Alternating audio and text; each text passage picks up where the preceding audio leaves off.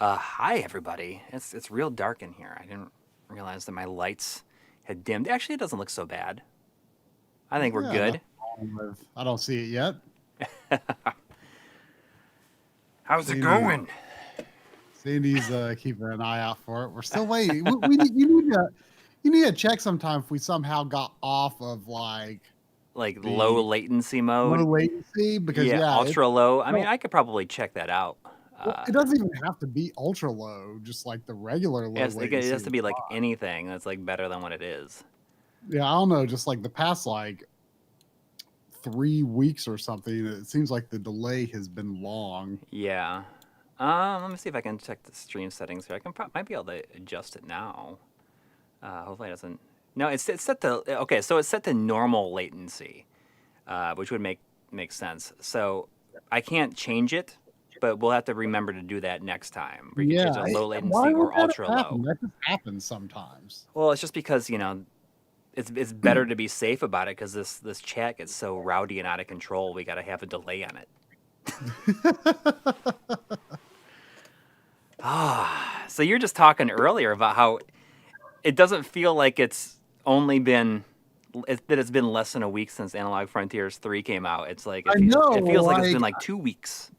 it feels like a lifetime ago. Like it does. Mm-hmm. It does. It feels like 2 weeks ago. Like I was thinking. I mean, even like a few days ago, I was just like, that just feels so distant in my mind when that launched. Like it's crazy to me.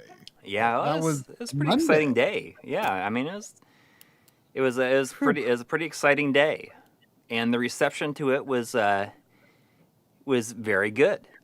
I would Yeah. say. I mean, it's not exactly burning up the charts, but that I don't think that was super expected because I think that when videos have like subsequent parts to it, they tend to like not do as well over Yeah, time. I mean that's absolutely true. I mean, I think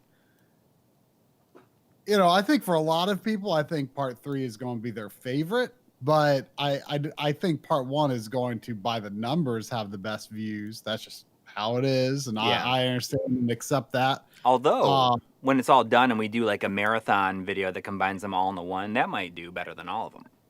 who knows? Who knows? I mean, I don't.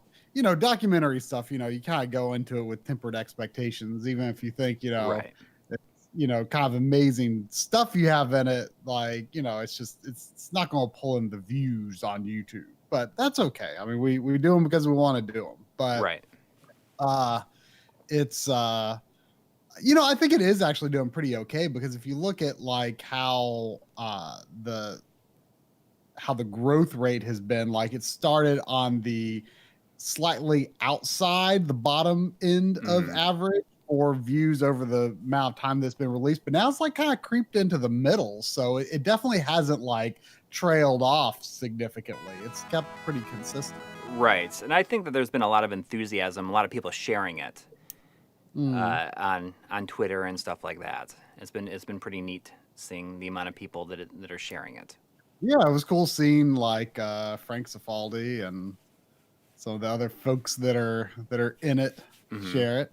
Yeah. Let's see. We got a Uh, couple of donations. One from Vanessa saying for $5 saying AF3 is fantastic. Such an amazing job. Thank you. well, thank you. And I'll notice, but you yourself have a cameo on Smoke Monster's monitor in one of the YouTube clips from Smoke Monster's channel that I put in there. He's like chatting with you in the on a stream or in a video, and so yeah. And I see Henry Clark, who everyone has to thank for it launching at 10 a.m. on Monday instead of 11 a.m. on Monday. Says AF3 rock my simulated hardware socks. Well, thank you. And Uh, $5 from Rad Ranger saying great job with Analog Frontiers 3. Yeah, I mean it feels good just to it's got to feel good for you just to have it out there and be done because and I know that like everything that follows will not be nearly what it was in terms yes, of difficulty in putting together. yeah, Part four, Honestly, I mean, I read through the script this week, and I was expecting to kind of feel like, I wrote that like a year and a half ago, and I kind of expected to feel like, oh, I'm kind of gonna have to change a lot of things. This doesn't really hold up, or this isn't the tone I was going for, or this doesn't really reflect current times. And I was pretty surprised. I changed relatively little, and I thought it was actually a pretty fun script. Like I think Yeah. it's I think people will be surprised by part 4. I think a lot of people will look at and think like, oh, like that that doesn't really seem uh, like a logical continuation of the arc, but it actually makes a lot of sense, especially once part 5 comes out. Hmm. And I think it's going to be a different episode. I think it's going to be kind of funny. I think it's going to be funnier than the other episodes. Yeah. Like it's going to feel a little different, and I think that's going to be cool. Like it's like everything is kind of set up with the first 3 episodes, and then it's kind of taking a look at part 4 is like one person who has like let's take a deep look at like just like what is one person who has done a lot of stuff in this scene. And then part 5 is kind of like, well, let's look at the broader community and take a look at what it takes to contribute an idea or to turn an idea you have for a product into like an actual thing people can buy. Yeah. So Yeah, it'll be interesting. but they're all going to be like comparatively. I mean, part 3. I mean, that was obviously a very kind of academic subject, and Artemio held my hand through so much of Yeah. writing the script. Everyone should not underestimate the. I don't know how you could underestimate the brilliance of Artemio, because I mean he is a gem in the community. Yes. But it was like just a little bit over my head, like the depth of all this stuff, and he really helped me wrap my head around it. And definitely, and of course you saw how much emulation, like especially software emulation stuff, was in the episode. That's definitely going outside our comfort zone, and even though I had a lot of that stuff kind of already set up, I had to use it in a way that was more intensive than I had done before. And I wanted to be sure that I was representing it well, to the extent I could, with like interpolation and stuff like that. I didn't want anything to look bad. Using stuff like Dolphin, Hmm. I didn't have a lot of experience with that before. Recording like GoldenEye on that Xenia emulator. I mean, so it was definitely a lot of the materials gathering was challenging, just because it was, like I say, a little outside what I'm used Yeah. to. I definitely want you to upload a lot of that footage to me, because it's just good to have it around in case you need to show Oh, something absolutely. like that. I record so much. I mean, stuff that I mean, I actually record a lot of stuff, especially in MAME, that I didn't Mhm. even use. Yeah, it's good to have that stuff around, and stuff like Yeah. especially if you have some stuff from MAME that you haven't used, then that'll be good for like the Mister video that I'm working on, for like certain comparisons if they're apt. I see Paul McCabe says part 3 didn't have enough perspectives from the purists among us who want original hardware, but that's what part 2 was all about.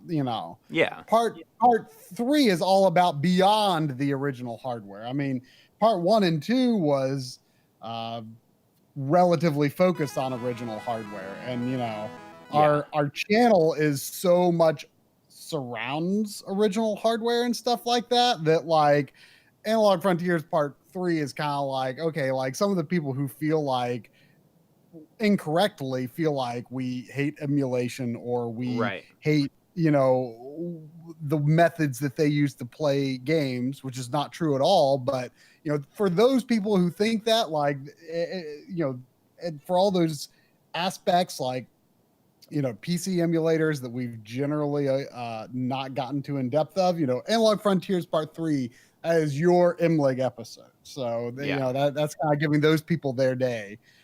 Even though unfortunately, we weren't able to like interview like a software emulator author or anything like that, but we almost had the chance. we almost had the chance, but it just didn't work out. But you do have to keep in mind, Paul, that most of the people that we did interview really were hardware oriented people. So in spite of that, here is this episode that's all about emulation. So it's definitely outside the norm for us. And of course there is the flash cartridge and the ODE stuff in the episode, and also the talk of how MAME and projects like that are for documenting the original hardware so that we can come up with ways to repair it or come up with replacement components, replacement chips, things like that. So obviously, as for the original hardware people, but for the most part, this episode is about beyond that. Right? I mean, that's just what it is. It's and I see that there was a $5 super chat from Jeff saying, "You guys rock! Amazing, fantastic job on AF3. Can't wait for the next one. Thank you." Well, thank you. Thank you. There's also $5 from Wrestling with Gaming saying, "Oh, hey, good to see you here. Analog Frontiers was amazing. According to a rumor." To the rumor I started, AF4 will focus solely on the Philips CDI. Now that's going to be a huge hit. It actually could be a huge hit. Maybe I should change gears. I was just watching. I watched Wrestling with Gaming's documentary on the EA cartridges on the Genesis, and it's so good. It is so good, and the graphics work in it is, I love that it almost feels like it's one long continuous shot. I'm not sure if that was intentional or not, but it really felt like all of the all the transitions kind of flowed into each other, and it just felt like it was one long shot. It's pretty cool. It's pretty cool. Very much in the same way that a lot of the splash wave stuff feels like it's the way the graphics like transition from one setup to another. It just makes it feel like it's just moving around, like the camera's moving around to different shots throughout, and it's like never stops. It's really cool.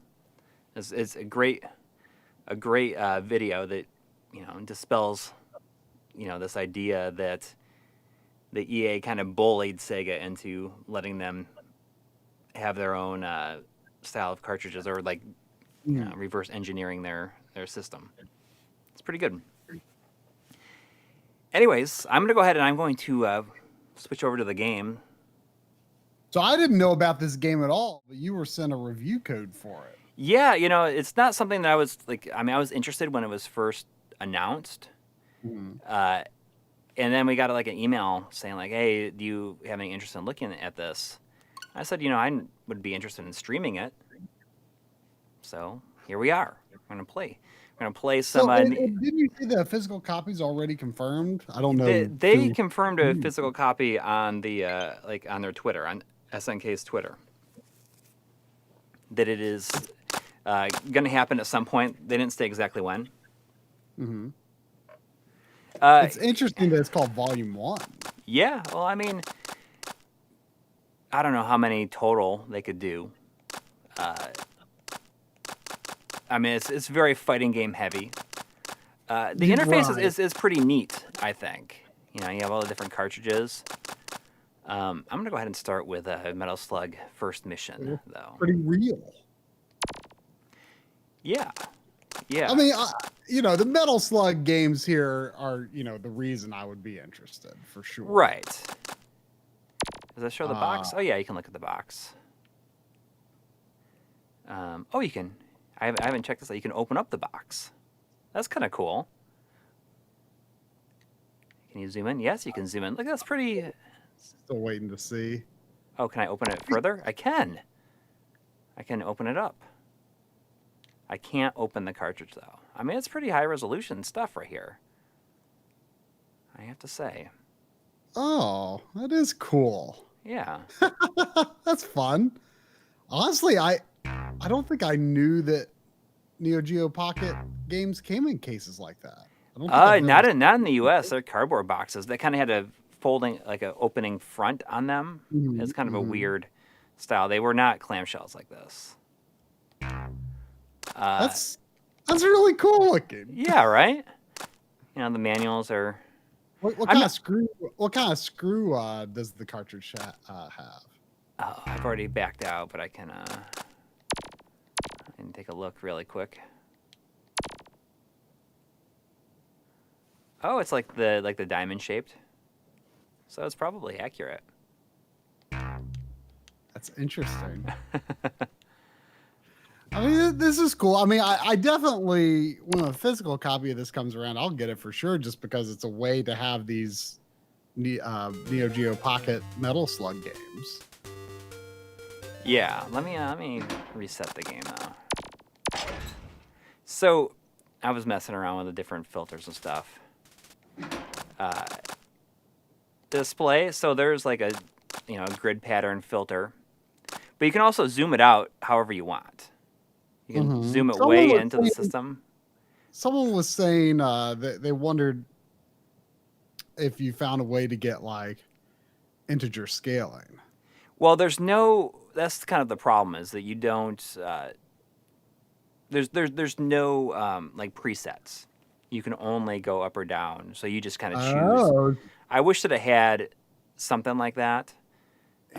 interesting. So it's kind of like how the Hamster arcade archives are.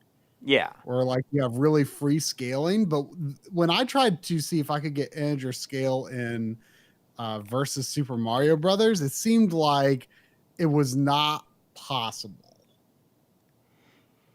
Yeah, I mean, it's probably like from what I played, it's not. It's kind of okay if you don't have it, because the scrolling isn't very smooth, so you don't really see it. I like that you can have different skins. So you can just have the screen, or you can have like any model of the system, basically. You can just toggle through. So this is the one right here. That's the one I had when I was younger, and I have it like a silver one now. Oh, I don't think I realized you had a Neo Geo Pocket. I have. It's a silver one. I mean, I knew you, or you have one now. Yes, but I had one a long time ago. I even knew you had one now. I got one. I got this one here with like the dots on it when it was on clearance at Electronics Boutique back in the day, back when I worked there. Mm-hmm. Well, what do you have now? I have a silver one now. What? How many games do you have? I don't think I realized. I have like a decent amount of games. I bought bought a bundle of them. I'll grab them after. Let's see. I used one that Bob sent with a bunch of Game Boy stuff, and I can't remember if there was a reason he sent it. I can't remember if there was a reason he sent it. Yeah, I think it was just because he sent along with a bunch of that Game Boy stuff he let us borrow for the RGB Game Boy episode. And, I don't think I really did anything with it, but yeah, a Metal Slug game with it. If I need to zoom in more, I can. I do wonder if you like really tried if you could get an integer scale. I'm sure you could. I mean, it looks like the scaling's pretty smooth. Yeah, I mean, when you see the scrolling is like it doesn't seem to have like smooth scrolling, so it's you really can't tell. That's just the way the game is. Right.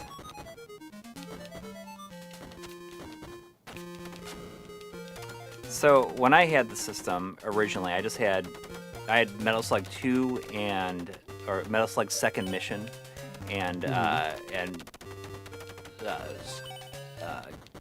SNK versus Capcom. Match at the Millennium. Well, look, that background with the parallax looks pretty cool. Like it's cool seeing like real parallax with like 8-bit colors. Oh yeah. It's like kind of a little surreal, actually.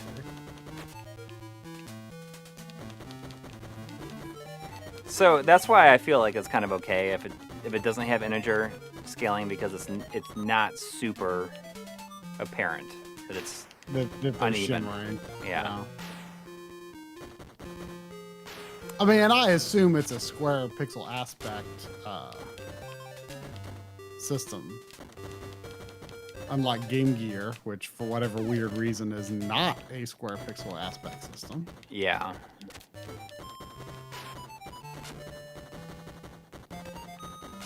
You could probably use, like, I see a little dithering on the trees in the background, and there's a lot of sort of dithering, like on these wood planks and stuff. Right. So you could probably use stuff like that to eyeball the integer scaling. Yeah. Should I can zoom it in. So that's the killer. Yeah, I'd make it bigger. Why not? Yeah, I'll go full screen. I mean, when you put the grid pattern over at full screen, I mean, it looks like it lines up perfectly on here. Yeah. Does it not? Does the grid pattern not scale well with? No, the like, grid pattern is like on it. Like even if you zoom out, it doesn't become uneven. Oh, okay. Well, that's cool. I don't think the grid pattern would hold up too well on stream. Yeah, I accidentally just stopped and it. still, it looks pretty good. Oh. There we go.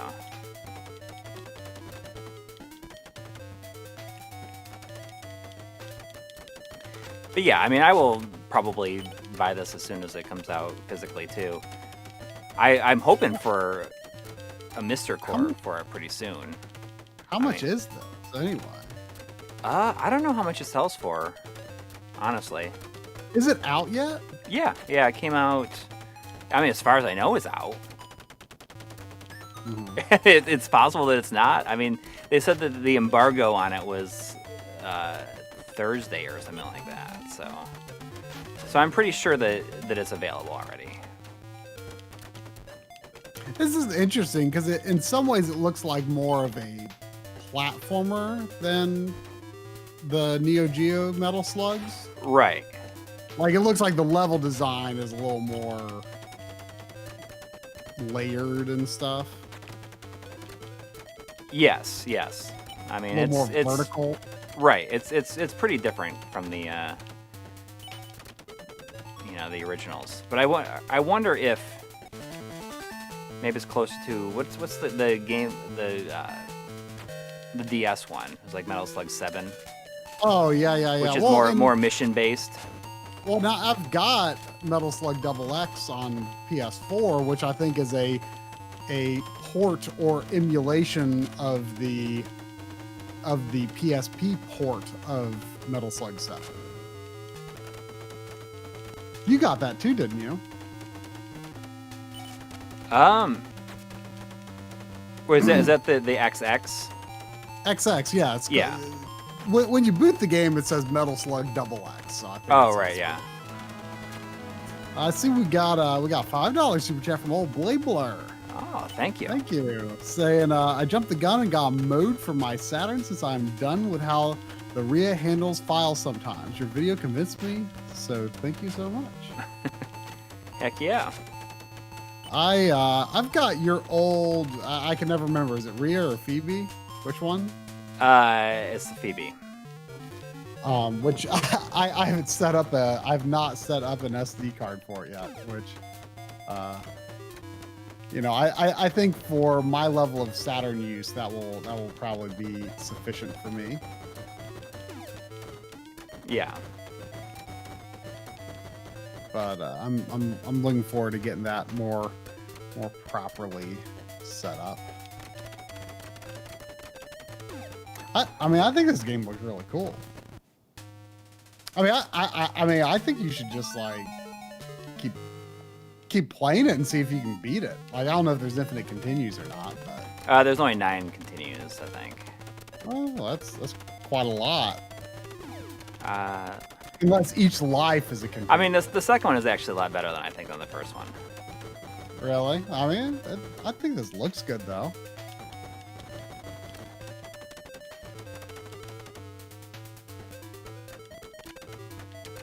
But the Lynx core just came out. Though, Yeah. Right, for Mystery. Have you played around with it at all? I haven't installed it yet. I did. I installed it like immediately on Friday morning. I think it came out. Did it come out on Friday? Is Friday or is either Friday or yesterday? I'm pretty sure it was Friday. Yes. I mean, I installed it right away just because I was dying to play some Warbirds. And a lot of these games, it had been a long time since I played them.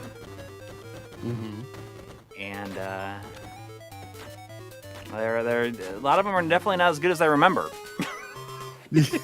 I'm not gonna lie. It's like some of it is not amazing. Yeah. But you know, it's pretty cool. Anyways, it's cool to be able to play it. I think, you know, especially since I had one as a youngin. Yeah. Look at all those random. Okay, junk that so came out of that you can helicopter. see the unevenness here on the background. You can see the unevenness scrolling here. Let's look for it. I mean, you'll see it. It's very obvious, like in the trees and stuff, and on the girders.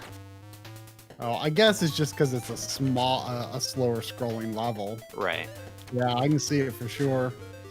I mean, it'd be really cool if you could get it exactly perfect, but then you'd have to like never touch it again, because I don't think that there's like a number or anything that you. Right. Can, like, I wish there's that no maybe. number. I mean, ideally, maybe they'll patch in like presets or something like that. It'd be nice if they did that. Yeah, it would be cool. Oh, there's a $5 super chat from Earth Prime. Thank you. Oh, thank you. Saying, have you guys ever considered doing a video on? Oops, chat scrolling too fast. You're considered doing a video on the options to bring the Commodore 64 and games to modern displays. We both have systems with S Video. Do you know if there's an RGB mod for Commodore? I don't know. Yeah, I mean, to be honest, I have very little experience with it, although I am probably going to be using it a bit more for Analog Frontiers Part 4, because it will be relevant. Whoa, the screen glitched out weirdly for a moment. Yeah, it's something I don't have a ton of experience with. But never say never. It's I just don't know a lot about what mods are available. Right. We do have Commodores with like an SD card loading function. I forget what the mod itself is actually called though. Yeah, I don't remember off the top of my head either. But that's pretty cool. But I mean, S Video is definitely pretty neat. I've got the cables for it, and I need to get my Commodore monitor back from Steve sometime. That's a really nice looking monitor for composite. Yeah, that is the way to play it, really. Yeah, I'm excited about getting that back sometime. And then there was also a $5 from Mitch B. Thank you. Thank you. Saying the only thing this collection needs is a controller with a clicky joystick. NeoGeo Pocket fine games with the clicks are almost essential. Yeah, not wrong. Mitch, you're not wrong. I hear a lot of people. I mean, I assume it's similar to the NeoGeo CD. Yes. D-pad. But I mean, I would say that it's actually better than that. Oh, really? Yeah. I mean, I do not have a lot of experience with that style of mechanism, but you know, I can't say the idea of it does anything for me. I'd rather have, you know, just a regular console style D-pad, you know, the whole micro switch concept. Just I never learned to love joysticks for themselves. Yeah. It's I like it because I feel that it's unique to the platform. And, you know, using that unique controller is part of what it's about. Jeez, this guy is, like, crushing me.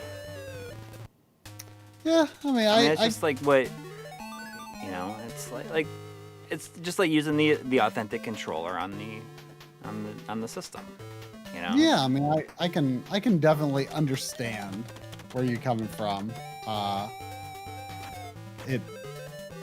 But for me, like, even if I had the option, I would, you know, if I had the ability to play a game like this with, you know, the Super Nintendo or the NES Joy-Cons, or on a I don't know if it's coming to PlayStation, but like on a PlayStation D-pad or a Sega style D-pad, like I would always choose that over, you know, some arcade style input, or, you know, a different kind of stick. That's just me. I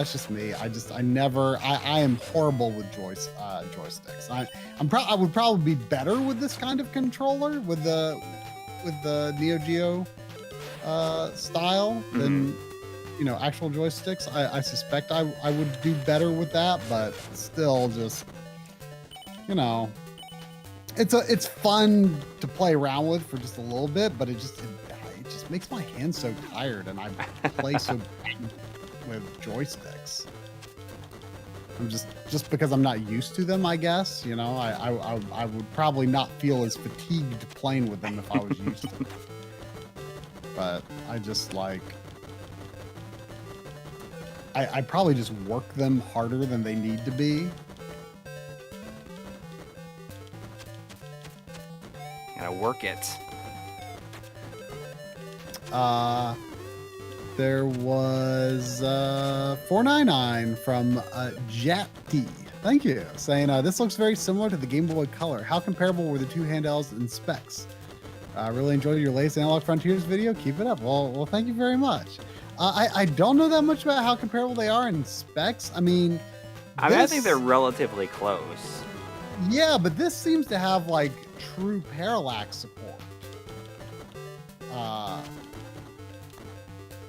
Which, I mean, I'm pretty sure you can't do true parallax on Game Boy Color.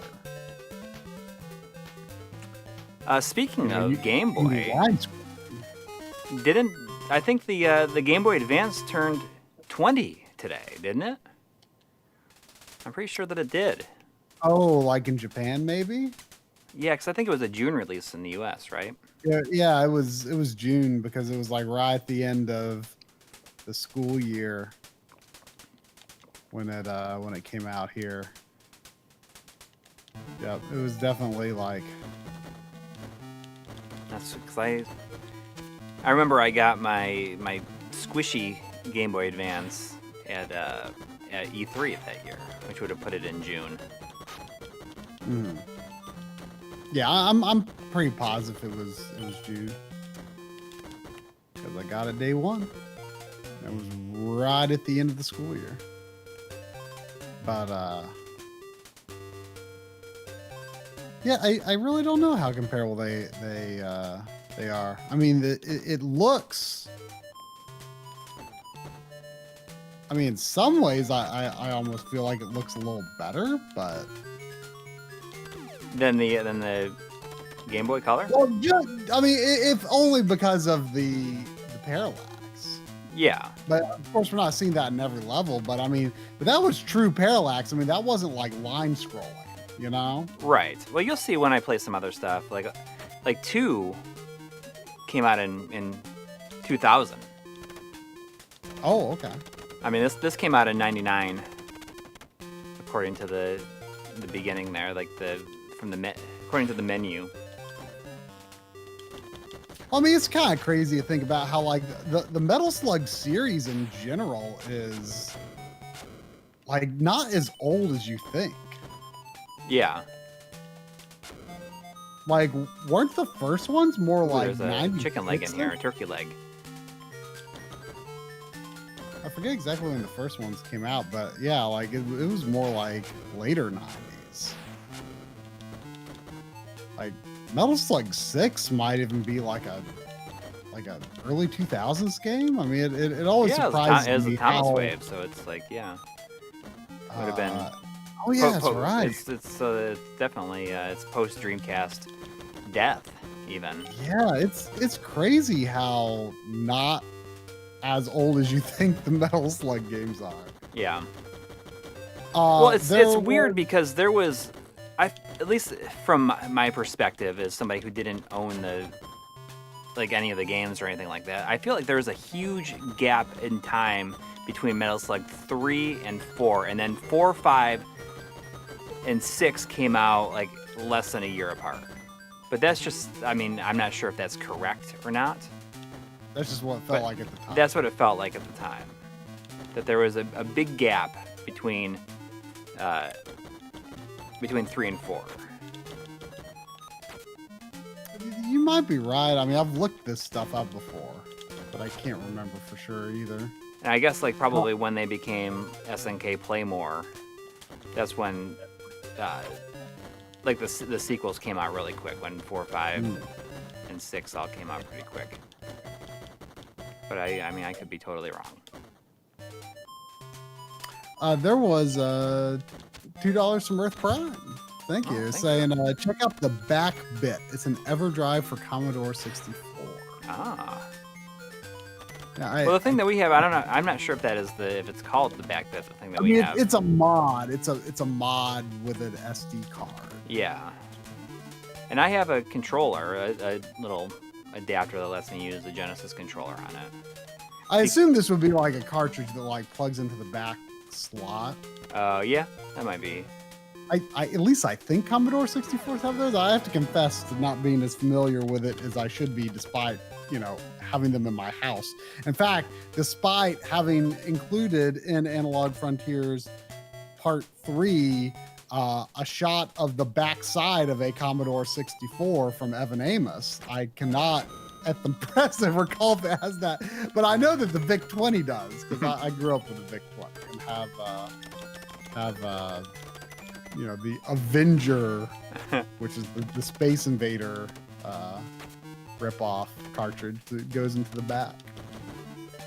We didn't even really talk about him in the having been in the documentary. I feel like that might be like one of the most exciting things for people that are watching it.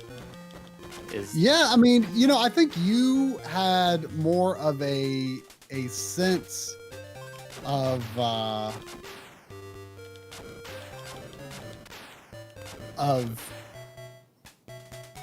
the sort of reaction, what it would be to that, because there was a ton of people like, oh my gosh, like I had no idea about this guy, or I had no idea that like this was like the work of one guy, and they just didn't know about, like, whereas you and me, we contributed to his Kickstarter. Yeah.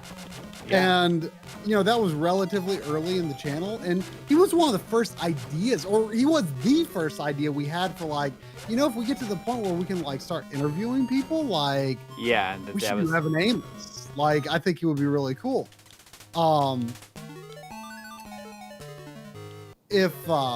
If you search YouTube for Evan Amos, you will find a much older video from it's like the Wikimedia Foundation. It's like the Wikipedia or Wikimedia YouTube channel, and there was like a really brief thing on him, but we shot that originally intending for it to be its own thing, right? And we have a lot of stuff. I mean, honestly, when we do the Blu-ray, you should just like make a bonus feature, just like a huge tour of like all the stuff that he brought out. Yes, because there was only just a tiny bit of it. Mm-hmm.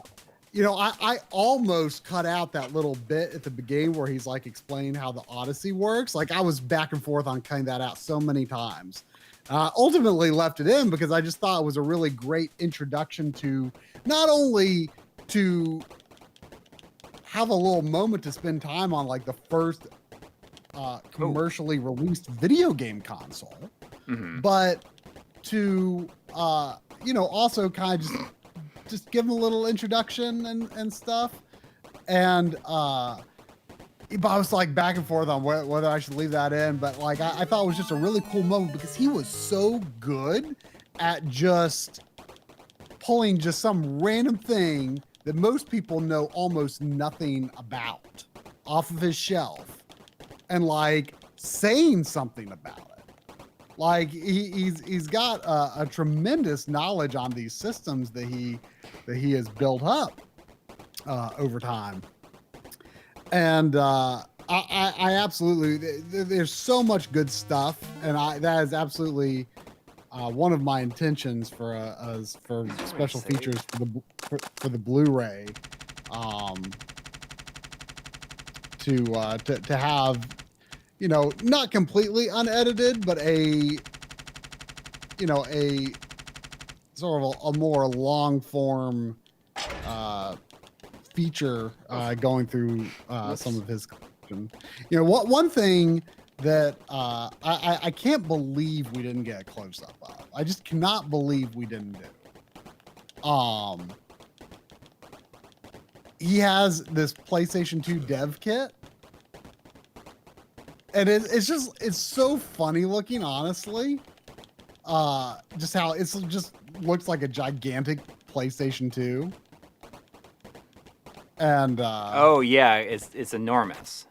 And I just don't know why we did not get a close up of it. But it's so cool, and you can see in the background on a shot, but it's it's out of focus, of course. But yeah, I mean, so many people thought it was so cool seeing him because they didn't know anything about him. And I think you kind of realized that like more people needed to know about him and his work. Yes. And to me, I just thought like, I think most people. I mean, not literally most people, but I thought it was a pretty well-known thing, and I discovered that there's a lot of people who actually had no idea. So it made me feel really good about being able to draw attention to it. Honestly, like I said, it was shot to kind of with its intention of being its own thing. And then when I started writing Analog Frontiers Part 3, I was like, you know what? I think I could work. I think it would make a lot of sense for him to be in this. So why don't we just make him part of Analog Frontiers Part 3? Yeah. And I thought it worked out. I mean, my intention was, when we did the Tom Du Bois document, I was very proud of it, but and I'm just cheating. Like I'm just using rewind because whatever. Why not?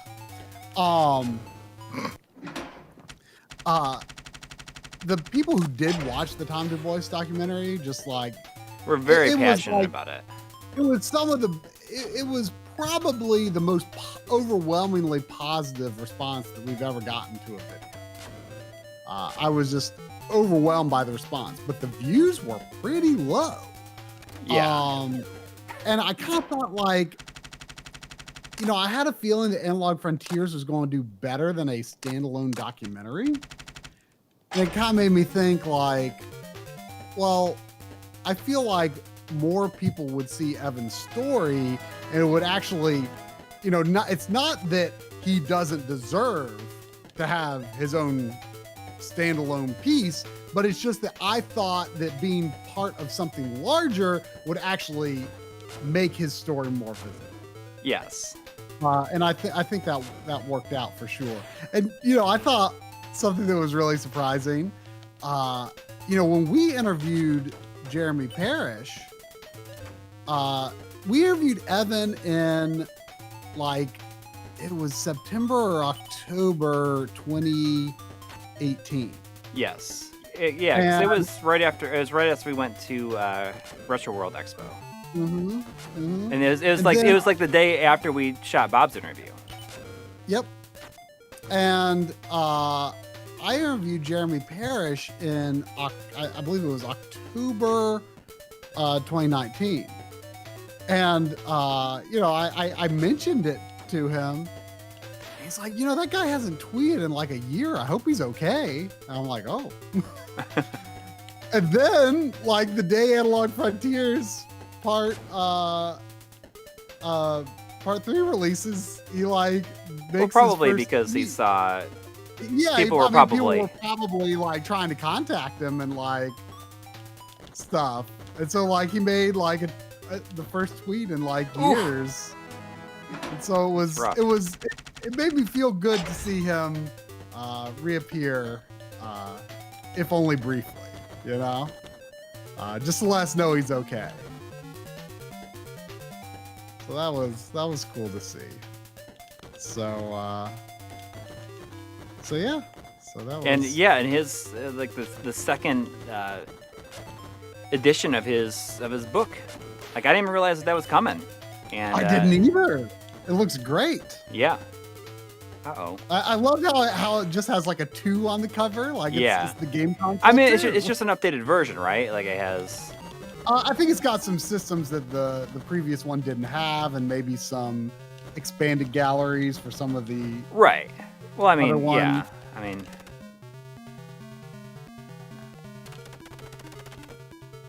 that's what I mean. Generally, what a second edition would be, I guess. But yeah, it's cool. It's cool. I mean, I hope that helped get some pre-orders and stuff or people that. Because I feel that he's kind of this unsung hero, especially for content creators who like make videos on YouTube. Everybody I think who's made a video on YouTube about video games has at some point like used one of his videos or one of his images. Absolutely, and I think it's absolutely true that it is the most visible and most widely used and reused work of video game preservation, because I mean, sure, yes, people use software emulation very, very widely, but there's also just as many people who just like are interested in old games, or old systems, or the history of video games, but like think that actually playing the old games isn't really for them. But those people are seeing articles on websites and things that have his pictures on, even if they don't actually play the game in any way, Yeah. So I mean, I don't think that you even need to do any scientific research to determine that his is the most widely viewed work of preservation, because I mean it's all over the place. You're seeing it when you don't even know you're seeing it. I mean it's a huge impact, and the photographs that he has taken are, especially of older systems, better than any existing photograph that was official of these older systems. And, these systems will not look a day newer going forward than they right now when he's photographing them. So, in another 50 years, maybe someone will have some amazing camera and be able to distribute a new photo in a file that will be, so efficient and such high quality, and you could zoom in to see microscopic texture on the Super Nintendo. But will there be a Super Nintendo in 50 years that looks as good as what Evan Amos has already taken a picture of? So I mean, the photos he has, no matter how camera technology and file format technology and stuff evolves over time, like his photos will be important forever just because of the relative recency in which they've been shot, Yes. So it's interesting when you think of it in those terms. There was a $5 a while back. I gotta catch up on a couple. There's a $5 from Junker, unrelated to Junker HQ, I assume. But thank you. Saying love But this handle. they might be a junker themselves. Maybe Like, so. It might be. Might be one of the junkers. Yeah.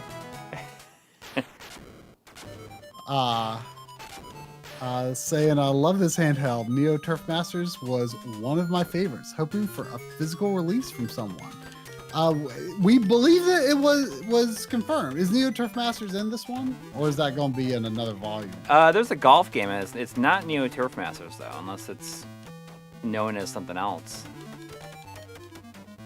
Elsewhere, I mean, I have Neo Turf Masters cartridge of it, so I have to confess, I did not know that Neo Turf Masters was a golf game. That's a name that as a name of a game that I knew was on NeoGeo, but I never looked into what kind of game it was. You should look up the end of each, like the graphics from the end of each hole in it, like the faces that the characters make are pretty awesome.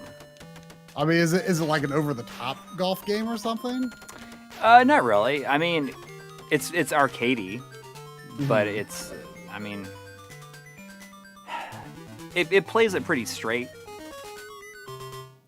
Okay, so Big Tournament Golf is Neo Turf Masters, yes. Okay, so why does, I feel like I have, the cartridge I have is Neo Turf Masters, so. Okay, so it is, Big Tournament Golf is the same. Okay, so it is. I can switch over here in a little bit here. Can you make a save state? There's no save states. I was very surprised that does not seem to be any.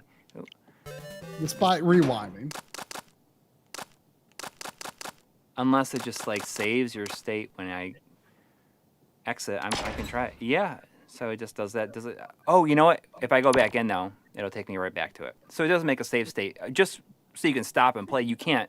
I mean, with the rewind, you can kind of cheat, but this is kind of a cool way to do it. It's just like, oh, you just back out.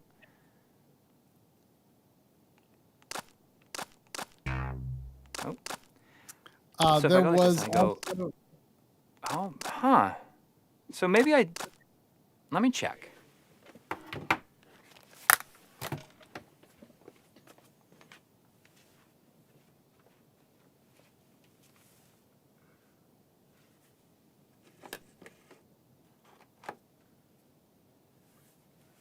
Forgot where they are.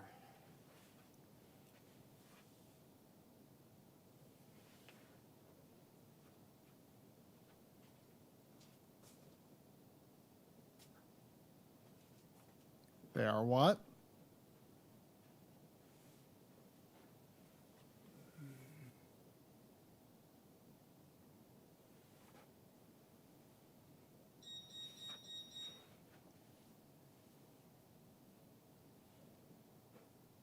Hang on just a second. My alarm system is being annoying lately.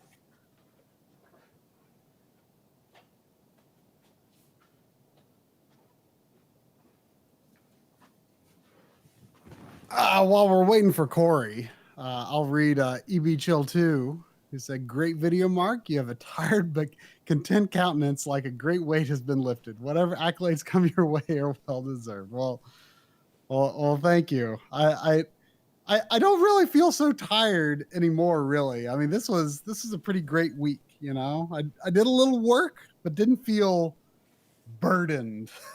I just like blind.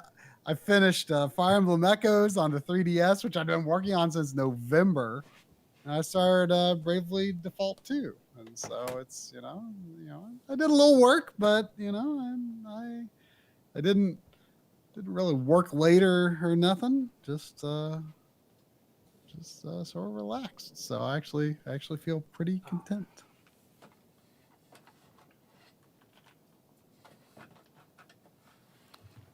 And there was also 5 reals, I believe, from Menno Vincent Tsu, I suppose. Saying, as a proud owner of an OSSC, I must thank you guys for all the guidance through these years. Also, plans for a Dreamcast episode. Love your content. Well, thank you. Yes, there is absolutely a plan for a Dreamcast episode. I know it's been a couple of years since an RGB 200 episode, but Dreamcast will be one of the most soon forthcoming ones. You know, it's basically between that and Wii for what will be the next one, and it kind of just depends on what the situation with the HD Retrovision cables will be, because we feel like that's like the last big thing that people are really waiting for Dreamcast. Okay, so I knew I wasn't crazy. It took me longer than I'd like to admit to find these. They were Okay. they were kind of hidden away, but I knew I wasn't crazy. Okay, what do you have? It is Neo Turf Masters. Okay. Did they? I mean, I don't know if there was something already in the chat. At some point, the name changed. Okay, so hang on, I scrolled up. At some point, the name changed to Big Tournament on the eShop as well. Is So, it? Oh, so was it a legal thing? Maybe. So the games that I do have, I have Neo Turf Masters. I have Sonic the Hedgehog Pocket Adventure. I can't really see it because of the light. I didn't know there was a Sonic game on NeoGeo. Yeah. I have Samurai Showdown 2, Fatal Fury. What is it? First Contact? Is that what it is? Yeah, Fatal Fury First Contact. King of the Fighters R2. Pac-Man. Pac-Man. And I don't know how this happened, but apparently I have 2 copies of Metal Slug First Mission. I don't know why. One of them is the English release, and the other one appears to be Japanese, because one has an ESRB. Weird. I think all these are Japanese, actually, except for Sonic. So Sonic and Metal Slug are the only English releases that I have. Weird. That's so weird. Anyways, I knew I wasn't crazy about that Neo Turf Masters. I knew I wasn't. That crazy. Well, let's check out the game, I guess. Yeah, let's play it. While you're loading that up, there was $4.99 from Matt Butler. Thank you. Oh, thank saying, hey guys, use your vids as a guide 3 years ago to get my retro setup dialed. Used FrameMeister. Any reason to switch to OSSC? Not sensitive to lag. I mean, probably not, especially if you're not sensitive to lag. I mean, for like 240p stuff, the OSSC, you know, assuming it is compatible with your setup, the OSSC looks better than the FrameMeister. Again, when it's compatible, but it 100% the FrameMeister looks better for 480i, without a doubt. So I'm gonna be the young hero. If you're happy with how it looks, especially if you like maybe play like a lot of PS2 or other 480i stuff, I would stick with what you have for now, especially because if you're thinking about upgrading or something like that. I mean, there is the RetroTink 5X that'll be coming out before too long. I'm really excited to see it. I'm really excited about the RetroTink 5X. I mean, the OSSC has a lot of great features for power users, but to be completely honest, I don't use like most of the real nitty gritty features on the OSSC, and it sounds like the RetroTink 5X, like for me, is going to do it all for you. Will already do all that and possibly be almost an upgrade. I mean, obviously we haven't used it yet, but it's going to be real interesting, I think. And then there's the OSSC Pro. So, but But these are going to be more expensive devices, without a doubt. I think they're probably going to be, double-ish the existing models. So they aren't replacements. If your budget is for, the cost of the current unit, then you should probably go ahead and get that. But I think for your purposes, especially if you're not sensitive to lag, or Get in play there. a lot of RPGs or a lot of PS2, I would stick with what you got, because for 480i, the OSSC would actually be a downgrade, except in the lag department. Yeah. Not This that kind the of little frame video that I'm working on might be kind of fun for you, though. I mean, it might have yeah. some fun Yeah. information. Look at that. Right in the bunker. Oh, I'm looking forward to seeing this face you just finished. Oh, it's not like that in this one. Oh, are you talking about like the actual NeoGeo one? Yeah. Oh, okay. I mean, they've got interesting. I mean, there's an interesting personality to this game for sure. Yeah. I mean, it's an I like arcade golf game. How do you feel about like overhead golf games like this and like the NES golf? I mean, generally, I don't really think about it that much. I mean, I like Hot Shots golf. And that's probably the one that I played more than any. Yeah, I mean, those are the golf games that I'm most familiar with as well. I never really played a golf game until Mario Golf on N64. I might have played like a tiny bit of NES golf at some point or something.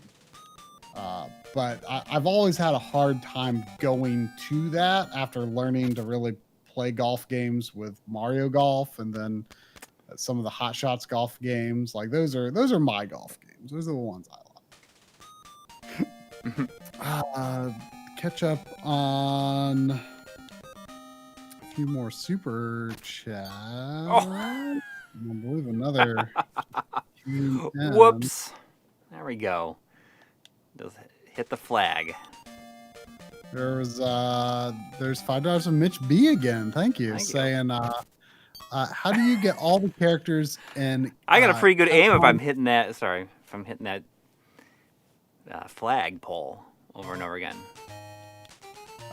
Mitch B asking, how do you get all characters in Capcom versus SNK without linking to a Dreamcast? I thought there were characters that you could only unlock that way. What is that? What system is Capcom versus SNK for? Well, SNK versus Capcom Match of the Millennium is on here. You can always tell who made the game because their name is first. So there was SNK versus Capcom that was made by SNK, and there was Capcom versus SNK that was Capcom made. So wait, you could connect a NeoGeo Pocket to a Dreamcast? Yeah. What? Yeah. How? With a link cable. It goes right in. I think it goes right into the little the serial port in the back. So there is a cable that does nothing but connect NeoGeo Pocket to Dreamcast? Yep. That's a little crazy. Yeah, is your mind blown right now that like it is. I had no idea that was a thing. That was like before the GBA. Yeah. Like how much functionality was there? I'd have no idea all that you could do with it. I love that you keep. I mean, you're probably past it now, but you keep going over this green and getting into the rough honey side. I do wonder if it gave a workaround for that in the version that is on here. That's very interesting for sure. And then there was a $2 super chat from Shadow Mask saying, install a mode in my PS1 today. NES RGB is next. Oh. Right in the water. NES RGB, I mean, that's a game changer. Yeah. For sure. Oh, speaking of The PS1. PS1, you got you. I got my you got my something. Mem Card Pro. Oh, nice shot. Sorry. It gave me a cool graphic when I got my nice shot and the Oh, music you got stopped. waterfall. That waterfall looks great. Yeah, I got my Mem Card Pro yesterday. I've been very excited about it. Have you done much with it yet? Yes. If you go on Twitter, there was somebody. I'm not sure if it's the same, if it's one and the same, but at John Perry on Twitter, like, has been making a pack of memory card saves for each game that will work with like an ODE or whatever, and will just like it will automatically load up a memory card that has like a variety of saves for that game on it. And at first, you had it set for like memory card number 1. But when I do that, like, I like to take like the cheat cards and like make them last in there. You know, it's just so it doesn't automatically load up the cheat card when you first start playing or start using it. So he went back and changed them to just like default so they're all number 8. I see. But yes, it's pretty cool. It's very cool. I mean, I went through and copied over all my saves. I had used the PS3 memory card save file extractor to pull off my original saves into a .mcs file format, which is like the memory card saves, just like the individual saves. But this uses the .mcd, which is like memory card. It's like an entire memory card. Like each one is 128 kilobytes. And so I had to use memcard rex to create MCD files for each game. You know, I kind of wonder if it'd be a good thing for you to do a video on, because well, you know, I'll cover it in so much overlap with like what you want to do with like save file memory card save file preservation anyway, and I almost wonder if a dedicated episode on one platform would be more popular than... Yeah, well, I think that that's what I'm going to do. Is I might just do like just do like memory cards in an episode, and then instead of doing like a big one that covers like a whole bunch of them, I think I might just do like a dedicated PS1. Because then I could talk about like the Dex drive, and you can use memcard rex to like build memory cards that way, and I can there's plenty enough for a single video just on PlayStation 1 memory cards. Yeah, absolutely. I mean, that's probably what I'm going to end up doing. I went ahead and ordered one from 8-bit mods or from Castle. Yeah, 8-bit mods was the only ones that I mean, Right. is that that's considered the source, right? Yes, yeah. Yes. Yeah, it's ships from the UK though, I think, right? Yeah, I mean, it didn't take long to get here. I mean, I think Yeah. it took like 10 days or something like that. Yeah, the next batch is expected like April 11th or something like that. I Yeah. think. So I ordered from there. I mean, Maybe before the end of the stream, I'll boot it up and well I'll... worth it, especially if you already have an X station, or I don't know the extent to how it is compatible with other ODEs, but I think it might be. Do you know? If what? Oh, it's gonna be... It's compatible with the mode as well. Okay. Because it's not even so much the compatibility with the mode. It comes down to using like the product number. So it has like a database file on the card that it says, okay, so this like SLUS-00068 is like Lunar Silver Star Story. Okay, so it bases it on like the game's header. or like the serial number of the game. Like, you know, if you see like the SLUS or SCUS or something like that, and it has like a number, like every game has that. So that's just how it ties it to it can recognize the names. And even the most recent PS1 digital, it like downloads this database. And so now when you go into your menu, if you're playing a game, it'll tell you what the name of the game is. Like if you go to like psxdatacenter.com, it'll like tell you all the different numbers and letters and stuff. Okay. Yeah, I'm definitely excited to get that. I mean, because it's just going to be so handy on the X Station and PS1 digital system for sure. Yeah. I hope, you know, it continues to be reliable for the long term, because I've always been skeptical of third-party memory cards, and this like kind of came out of nowhere, you know, like, but it seems to be a really well realized product. It's just like I'm just not familiar with the source, you know.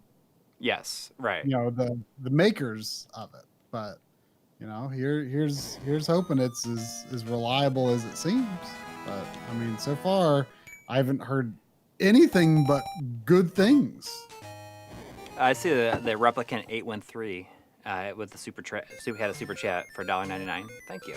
Said, Coury, how did your mem card ship, USPS or FedEx? So I think I did the cheapest shipping, and it showed up USPS. I did the second cheapest because it was like less than $2 more to get tracked shipping. Yeah, I mean, like untracked shipping was like $16 or 16 something, and tracked shipping was like $18. So I just went for tracked shipping just because that seemed a lot safer. I mean, after shipping and like in exchange rate and everything like that, it's like close to $100 for it. It's still under $100. Yeah, and it's the last one you'll ever need to buy, really. Well, but before that, I need to back up, catch up on 3 prior super chats. There was 10 Swiss francs from David Aaron. Thank you. At least I think that's Swiss francs. I'm pretty sure. Oh, yep. He even says so. Swish. Can't talk. Swish. Now I really can't talk. Swish cash. Swish cash. Swiss cash for playing this game. P.S. Did you test the RGB output on the Funny Plane GBC screen mod? I just got it and was surprised it was mentioned.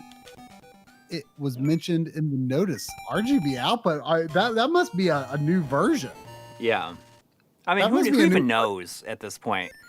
I mean, as far as we know, there could have been 6 different 10 versions. 10 versions of it. I mean, there was like 4 versions in a year or something like that. This stuff is coming out every day. There's probably something on. I bet there's something on the Macho Nacho Productions YouTube channel.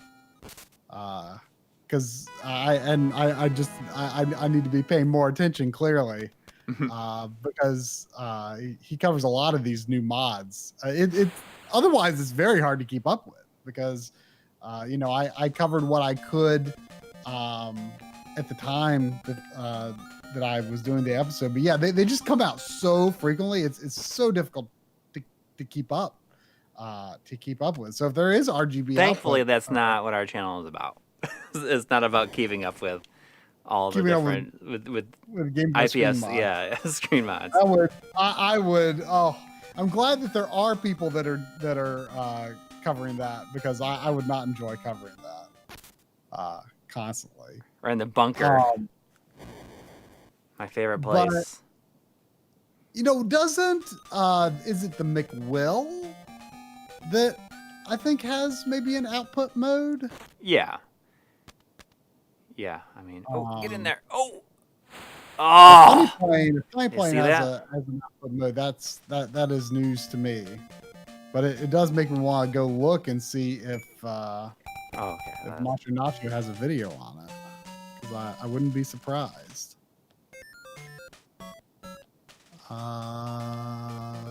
Still catching up, still catching up, still catching up. Oh, you know. I mean, that's the thing I like about Hot Shots Golf is it kind of gives you an idea of where it's going to land based on the club that you're using. I'm not a big golf fan, so I don't know what exactly the club that I need to make it go farther to a 5-iron, because it just seems like it makes sense. I think I'm missing something. That was a good one. You think you missed a donation? Well, let me take a look. There was a $20 on screen. Oh, okay, yes, there was from I see it. I got it right here. So it's from James P. Thank you. $20. Dang. Thank you. Says thanks for all your. I was feeling bad I couldn't find it. Said thanks for all your work towards the community. Let's keep retro alive. Thank you. Jeez, thank you so much. Let's do that. I mean, that was all pretty close to the sort of the tagline I came up with to describe Analog Frontiers that I put in the intro to every episode. You know, a documentary series about the people and technology that keep classic gaming alive. Mm-hmm. I mean, I think that's something I always like to, you know, emphasize in anything is that, you know, just like Smoke Monster said at the beginning, you know, outsiders might think that classic gaming is about old things, but, you know, this stuff is using cutting edge technology.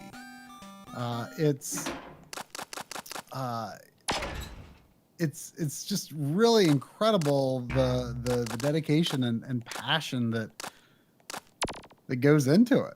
I mean, I mean, we really are just in so many ways, just so many people are just doing incredible things to keep this stuff, you know, not just something that people talk about in the past, you know. Heck yeah. It's active and lively, you know. And then there was also another, I think just before that one, that was 199 from Matt Butler again. Thank you. Saying thanks for the tip, guys. I'll hold out for the RetroTink. The RT, I assume, mean the RetroTink 5X. Of course, there is existing RetroTink products. But already having a FrameMeister, it's probably not necessarily what you're looking for, but the RetroTink 5X, I don't know for sure what its de-interlacing is really going to be like in practice. You know, someone was actually just asking me this weekend, you know, debating like, should I buy a RetroTink? Should I buy an OSSC? And you know, based on their needs, they were saying that it would primarily be for N64 and PS2. And I said, well,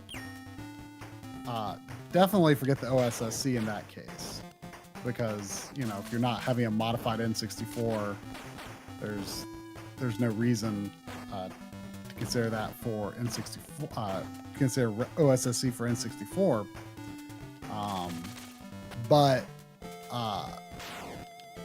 you know, wait for the RetroTink 5X, and you know, I'll let you know after I've had my hands on one. You know, if I think the de-interlacing would be what someone would be looking for. You know, if you know they're playing a lot of PS2. I really don't know what quite to expect. I know it's got a few de-interlacing modes, but we'll just have to see what they're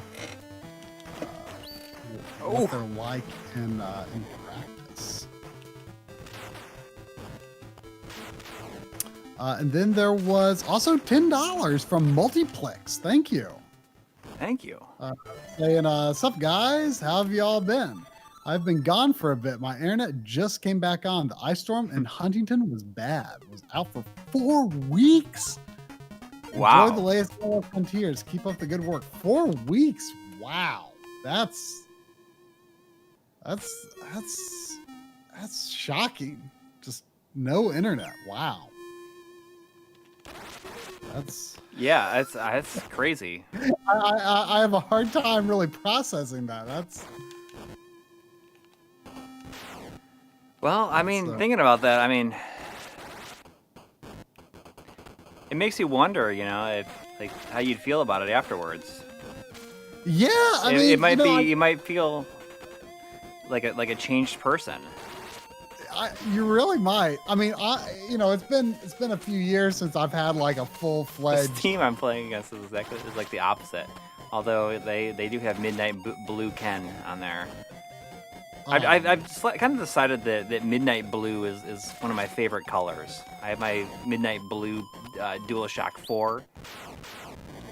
And there's a little bit of midnight blue in your plaid shirt right there. Yes. Like that and green are my favorite colors. But yeah, it's been a number of years since I took a full-fledged vacation, but I do gotta say, sometimes I do try to go pretty much on a total like internet hiatus, and it's nice. I always found that like when I did that, like certain like websites I would go to or things I would read, like just almost as like a habit that just wasted time. Like I would find that like when I came back from like an internet hiatus, I would like just not really have the interest in just like wasting my time on some of the things that I used to do on the internet, Yeah. It's just like, oh, like, wow, I really don't need this. It's definitely nice to have a little distance from the internet sometimes, even if it is, kind of critical to life in some ways, I guess. But it's also nice to put things into perspective, I suppose. So. But I'm glad I came back so you could watch Analog Frontiers. I'm glad you enjoyed it. And then there was $5 from Axiom. Thank you. Thank you. Saying, I recently refound my passion for bringing classic gaming into modernity thanks to your videos. Doing console mods for money again after a 10-year hiatus. Oh, wow. A lot has changed. I mean, 10 years ago, we weren't even into mods for systems. We like the first mod I really got was, NES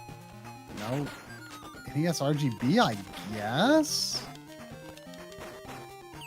I think so. Like that was like the first like mod that I got for a system. Like apart from like tearing the tabs out of my Super Nintendo myself. Like we didn't know about RGB 10 years ago.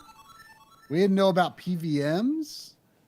Although I used a PVM every day at work at the time. Well, yeah, I mean, there were PVMs that didn't work at my work as well. I used one. It's funny because in my, like thinking back on it, like in my, in the encoding room where I worked for years, before the channel and everything, we had a 20L5 in there. It's just crazy to think that we had access to this technology and just didn't realize. I thought the S-Video was the best you could get out of Super Nintendo, and I mean I was preaching the good word of S-Video over here. I mean, it blew your mind when I told you about it. Yeah. The ground dithering in this Great Wall level looks like it would be good for helping dial in an integer scale if it's possible. Yeah. And the background too. In the mountains. Yeah, but it's just like all those like squares that are kind of standing alone just make it really easy to see if some of them are a different size. But yeah, I mean that's cool. I mean, we were into our classic consoles, but we didn't know that there was all this stuff you could do. And of course, a lot of it hadn't been developed yet. I mean, there's so much that has been developed in just the past several years. I mean, it's a booming scene for sure. And then, with Dan and Christoph and Woozle forming Pixel FX, I think you know, we're only just starting to get going in some ways with these internal mods, you know?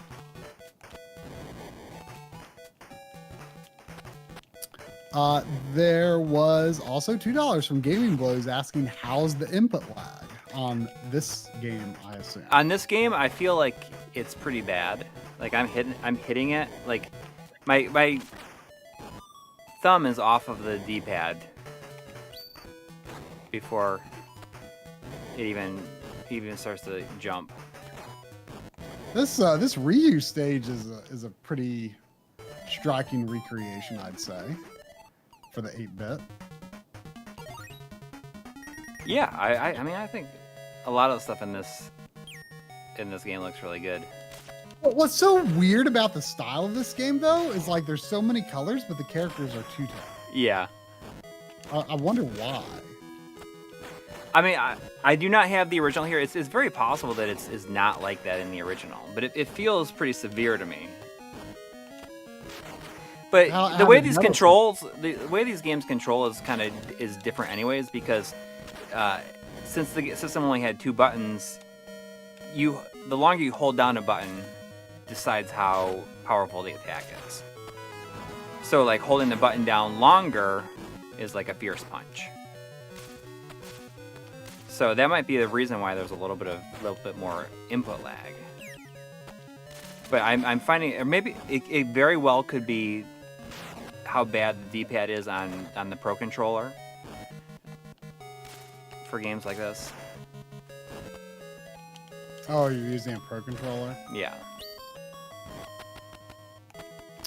There was $5 from Jonathan Henson. Thank you. Saying, watching the stream on my PC CRT monitor and can't believe how great it looks. Its colors, backgrounds, and viewing angles destroy my FP monitor. I'm trying. I feel like I should feel bad for not having off the top of my head what FP would stand for. The FP? Oh, flat panel. Flat panel. Yeah.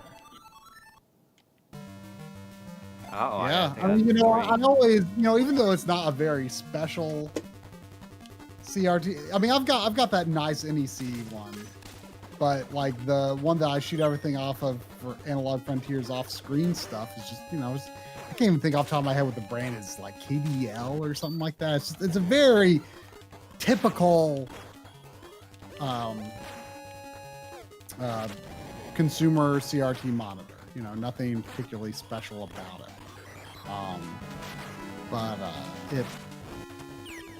I feel the look is appropriate for what I want to go for with all that off-screen stuff I use. Because, you know, I wanted to be very conscious of not using like screenshots or anything of websites and stuff. Like I wanted like analog technology to look like something that still exists and that you can still use and you can reach out and touch, you know. That was, you know, so I do enjoy a nice little VGA monitor for sure. There was $5 from Frank. It says, keep up the great work, guys. Enjoy the channel. Do you guys think the Switch will be a great console for ports of other older handheld games? I mean, I think that's a pretty good use for it. I mean, it's nice to see these games in particular getting a re-release anyways. You know, just because, you know. I think it's kind of surprising, honestly. It's really nice to see. Hope maybe this will pave the way for some, like a Wonder Swan collection, you know. Oh, I'd love that. Yeah, I mean, I hope that Wonder Swan eventually comes to the Mister, because I feel like that's like a big one that is sorely needed. Is it a 32-bit platform? I feel like it is. I think it might be, but I feel like it. I mean, it's gotta be possible. I think it is possible, but I'm just saying that the level of complexity might be part of why it hasn't happened yet. Because I'm pretty sure it's very close to GBA in terms of capabilities. But you know, I mean, me personally, I'm not like really hung up on the idea of you know, oh, this was a portable game originally, like, you know, got to keep it portable. I mean, in some ways it makes it a cool fit, but like in other ways, like, you know, I think a lot of the excitement around the Analog Pocket comes from like, oh, like I want to be able to play these games handheld like they were originally made to be. But like for me, like I'm just as happy playing a handheld game on my TV. So, you know, the docking aspect of the Pocket is actually, you know, more, in some ways more interesting to me, but you know, I might be surprised. I could definitely see myself, Oof. you know, maybe taking it away from home more than I think. And then there was 499 from T Soul, thank you, saying, I just got a physical NeoGeo Pocket Color import. Do you have any suggestion on import games that can be played without knowing the language? Probably Metal almost Slug all of seems- them, honestly. Yeah, I mean, I don't think are there like really RPGs? Well, or there's an like, action RPG on this collection that I've never played before. I'll boot that up after this.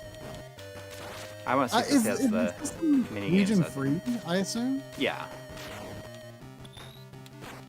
Yeah, I mean, it's not a platform I would expect much in the way of like RPGs or even action RPGs, but or I guess there is one. So I'm actually quite curious to see. But yeah, I mean, you know, NeoGeo, Oh! the NeoGeo brand is all about action games, you know? Yeah.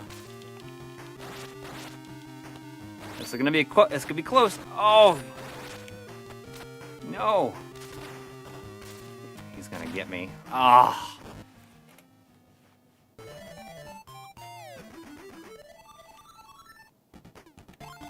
No. Yeah, but I'm sure like stuff like the fighting games, Metal Slug games, I mean, all those for sure would be super easy to play without knowing the language, I would say. There was also $5 from Brian, thank you, saying, thanks for the work you put into your channel. It's helped me relive my youthful memories in ways I never thought I ever could. Well, thank you. Thank you. Hopefully, maybe it inspires more than just memories. You know, maybe also check out some of the games and you know, whatever method of your choosing. You know, I always like to say that, you know, retro is Where is just as much about revisiting old favorites as it is discovering stuff that you never played before and coming to love it. You know, retro doesn't just have to be, you know, you don't have to have an attachment to these games from childhood to still enjoy them, even if you've never played them before. It's not just nostalgia. And then there was $4.99 from Marc Dell. Thank you. Saying, I think in 10 years we'll all just be sitting inside virtual rooms with our VR headsets and having FPGAs in them for retro gaming. I mean, you know, it's possible that you know, people will that virtual reality will become something that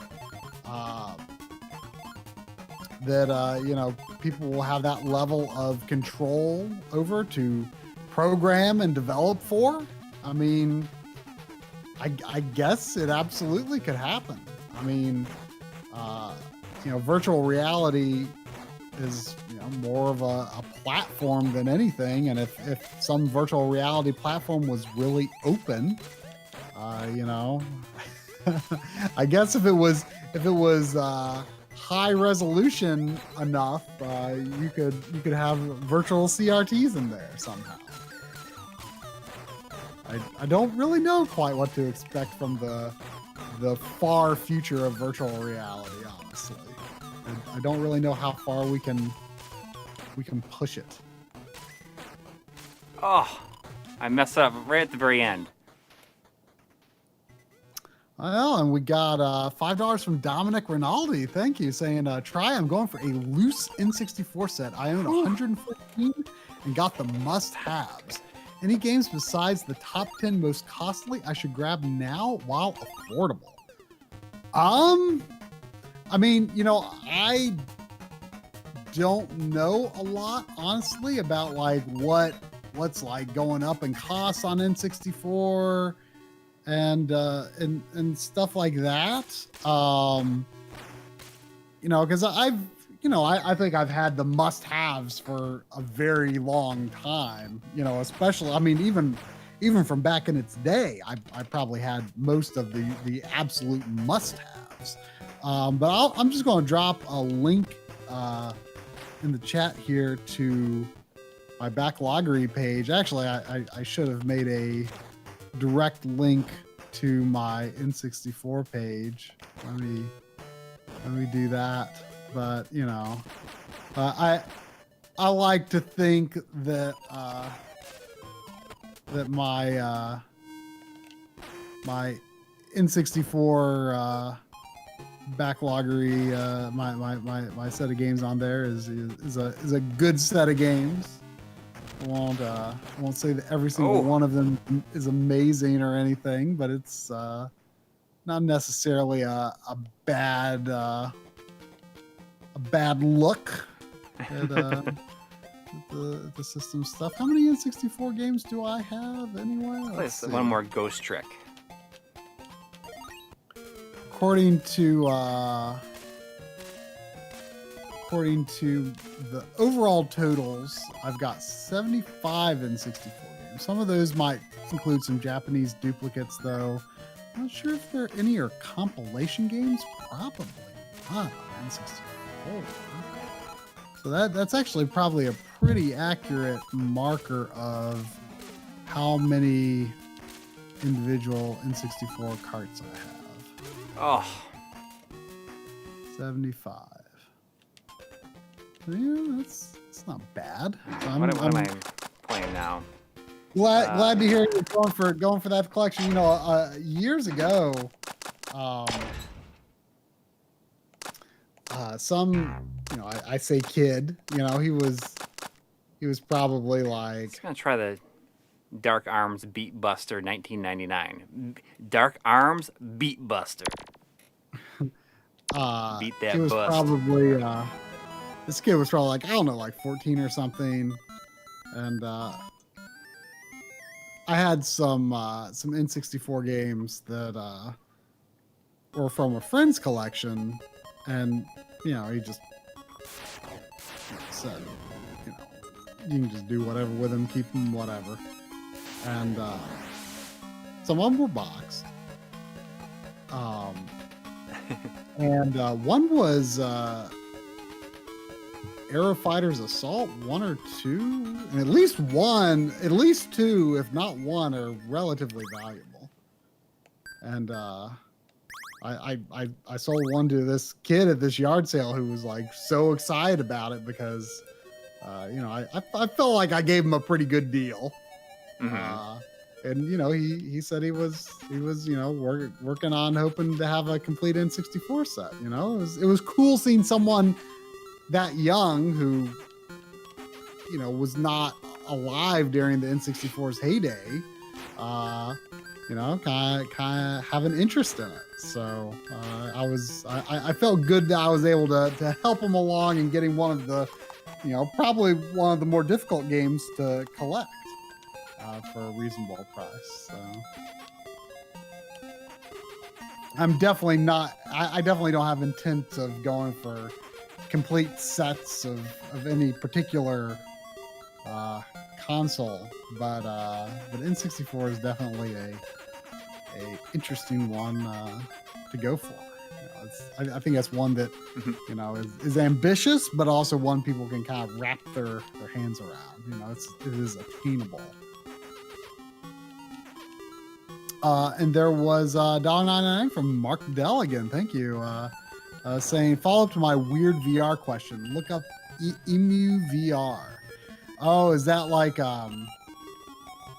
some sort of emulator setup for VR?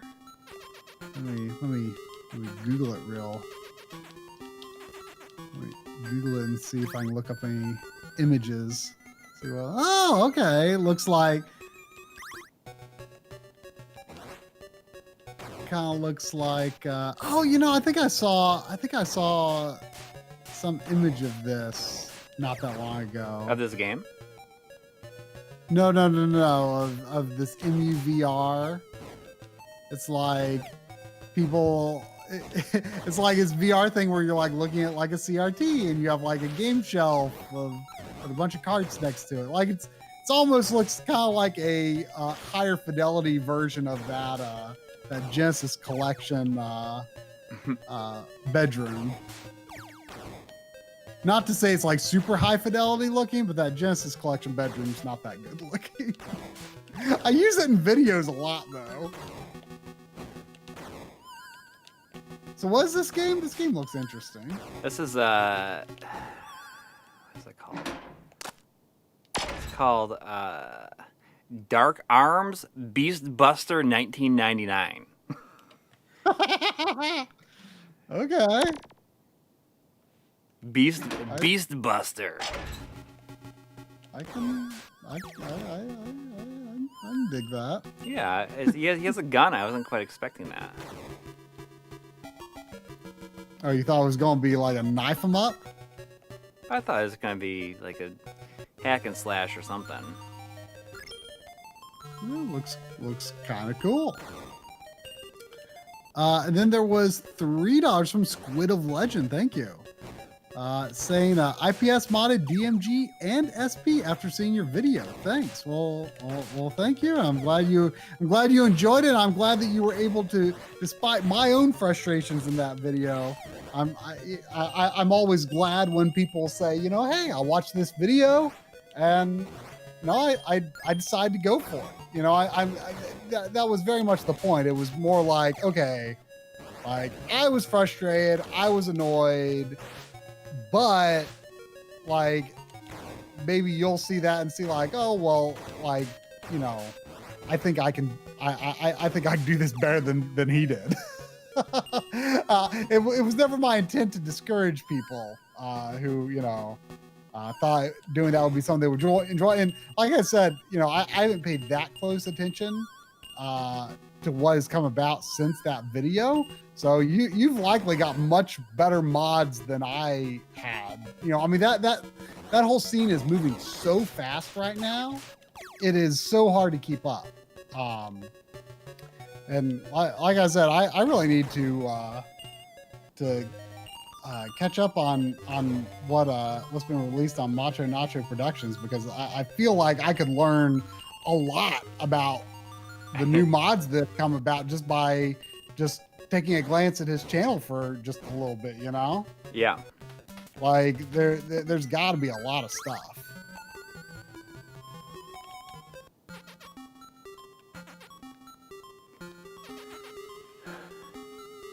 He's like, well done. Let me explain about development.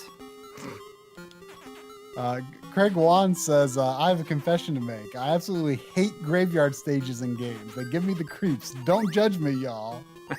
I mean, that's actually kind of cool, I think. Like, you know, in most games, I would say they don't give me the creeps unless it's like a legit horror game. But I actually think that's cool to feel unsettled by something that is supposed to be unsettling, right? Like it's supposed to give you that feeling, even if like maybe most people just see a graveyard and, you know, just a non-horror game and they don't think much of it. It's still probably, you know, it's something that is supposed to be unsettling. You know, it's actually cool to be scared and creeped out by games, because the easier you are to scare, then the easier it is for you know, that the intent of this kind of atmosphere to be achieved. So nothing wrong with that at all. Sometimes I wish I could be scared more easily.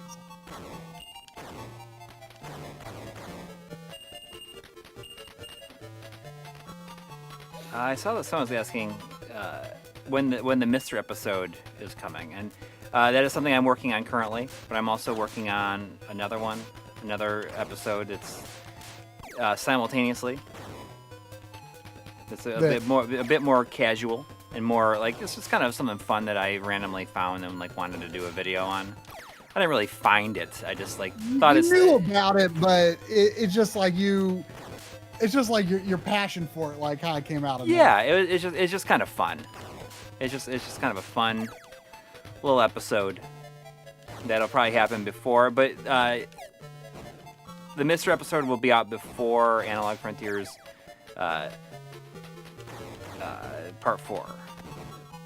The way I anticipate things to go is going to probably be like that fun episode, like that like little episode I'm working on, and then Mister will be out like either after that or like shortly. Like I'll probably follow it maybe. If I can't get the Mister episode done in time, I'll probably release another one of those like marathon videos, and then the Mister will come out, and then probably Analog Frontiers 4. Yeah. I mean, depending on how quickly Analog Frontiers Part 4 goes, like I've even thought like if it just like goes way faster than expected.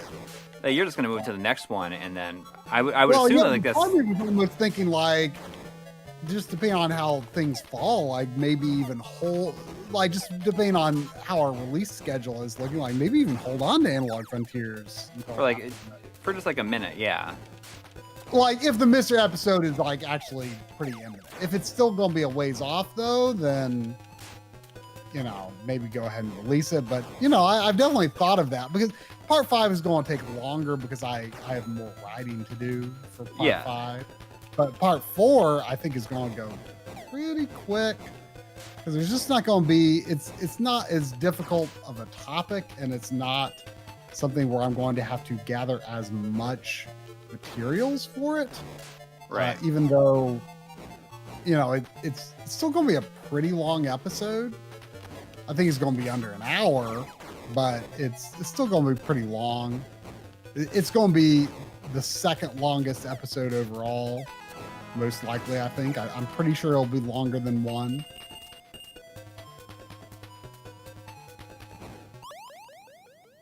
Dead. There was a $4.99 donation from Franklin Brown. Thank you. Thank you. Saying, Coury, your video game commercials video is one of my all-time favorites. I often revisit it. And he plans to do something similar in the future. And I'll tell you, I would love to do another one of those. I went through some of my old VHS tapes and found a bunch of commercials. But one of the things that I think makes that video so watchable is just how good a quality those recordings were. And that is something that my own VHS tapes did not have. And the sound is all kind of jacked up on them. But I mean, I could see myself perhaps doing something with it. A friend of the show kind of like restored some of the audio to sound as good as it possibly could, but it's still very muffled sounding. I mean, these were off of videotapes that I probably had 5 hours of stuff on them. So they're like the super long play type. And one of the reasons those other ones were good is because they were like the shortest form of they were like 2-hour tapes. You can record for 2 hours in high quality, or you could record in like lower quality for 6 hours. But I would love to do another one. It's just that it's tougher because I've set expectations of how good the commercials look in that first one. And I feel like it might be disappointing to people if they don't look as good. I'm going to run to the bathroom really quick, and then I'll play some Metal Slug Second Mission. I'll catch up on Super Chats while you're gone. There was $2 from Potbelly Punch. Thank you. Saying should talk to Laxer / Ultra Embedded for PSX Core. I assume you're talking about the Mister PlayStation Core. Yeah, I don't know much about what the status of it is, but that's like I feel like that's definitely like the big holy grail right now for Mister. Like that and like Saturn, obviously. Like I think people will kind of feel like if that is achieved, then like it's definitely come a long ways for sure. I really don't know how soon to expect that to come. I mean, I imagine it's going to be a lot of work, and I'm sure has been a lot of work. But I'm not as clued in on the comings and goings as Coury is of where projects are along on Mister. But that's definitely exciting. And then there was $5 from Craig Wan. Thank you. Saying, what you just said now, try regarding my fear of graveyard stages inspired me in a way to power through. Thanks for that. Well, like I said, that's what you're supposed to feel. That is the intent of graveyard stages. I think one of the ultimate graveyard stages is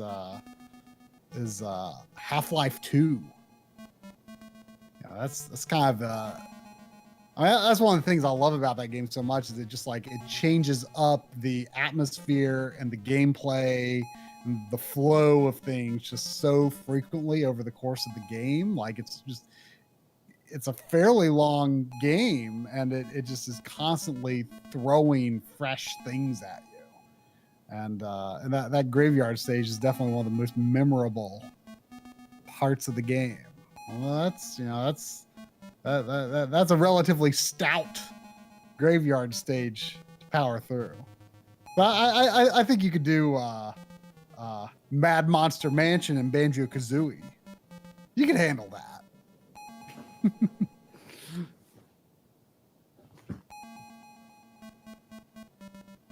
Oh, Half-Life 2? So you played through the graveyard level on Half-Life 2? If you play through the graveyard level on Half-Life 2, I think you're good.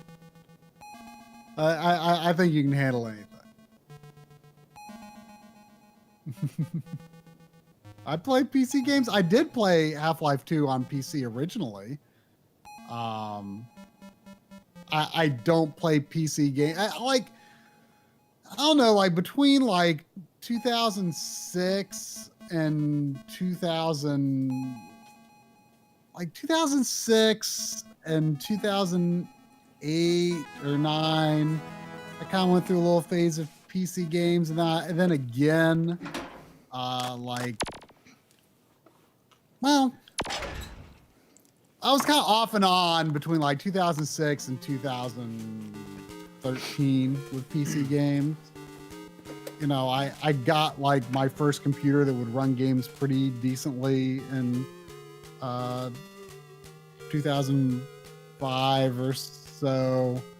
I played Oblivion on it. I played Half-Life 2 on it. Ultimately played Final Fantasy 11 on it. Well, that was another computer. But, I kind of took a break from... I didn't play a lot of PC games outside of Final Fantasy 11, kind of in the middle of that period. And then I got a new graphics card for Final Fantasy 14, which, obviously launched in not a great state. But then I ended up using that graphics card to... I tried to rewind it because I was like... sorry, I really needed to see if it actually said in the text in the intro said the top brass tickled pink with PF squad success in the first mission. Tickled pink. I tried to rewind it. The top brass were tickled pink. Man, I mean, if the top brass is tickled pink, then you've made it, right? Exactly. You have made it. I was like, I saw it out of the corner of my eye, and I started rewinding. I was like, did the text actually say tickled pink? So I had to rewind it, and I was like, it's at the very beginning. Why don't I just reset the game? But I just had to see the top brass tickled pink with PF squad success. Tickled pink. I'm just Tickled pink. just tickled pink. Ooh, this one has voices in it. But it sort of finished my my PC gaming ramble. I played like the Tomb Raider reboot and like BioShock Infinite and like a few other things when I got a pretty decent graphics card. But then like when the PS4 launched, like I kind of stopped PC gaming pretty hard just because I was, just much more getting solidified and like having less interest in digital releases. And, I was like, well, I can play these same games on PS4 and I can get a physical game, and so that was kind of the end of my last phase of PC gaming, but This is interesting. This game, I do play on occasion, not often. This has like it has like a bunch of voices, but every time it says the voice, like the game chugs for a second. I mean, I don't hear the voices, but I see them. I see it chugging. That's interesting. It looks like so in the first game, I think you were Marco. Did you have a choice of who you play as in the first game? No, not in the first one. This one, what's this guy's name? Like Tamra or something like that? Probably. Looked like you had a choice of another character though. Probably Theo, maybe. Yeah, Theo and Ari, I think are the girls there in most of them. Although, like, I think like between 4, 5, and 6, I think there's like several other characters that sometimes come about. There was $5 from Mega X6. Thank you. Saying, how did you like Fire Emblem Echoes? I've been debating whether to play Awakening or Echoes next. Ooh. I mean, both are very good. I mean, it was great. I liked it a lot. My least favorite of the 3DS Fire Emblem games is definitely Fates for sure. I mean, Fates was still good, but the story was just like so bad. I mean, I don't really play Fire Emblem for the story so much, but the story in Fates was just I thought was embarrassingly bad. This is kind of like a homage to like In the Hunt right here. I wonder if that's what it is. It's supposed to be. Is this thing looks a little awkward to control? Eh. That's fine. Echoes is great though. I mean, I would say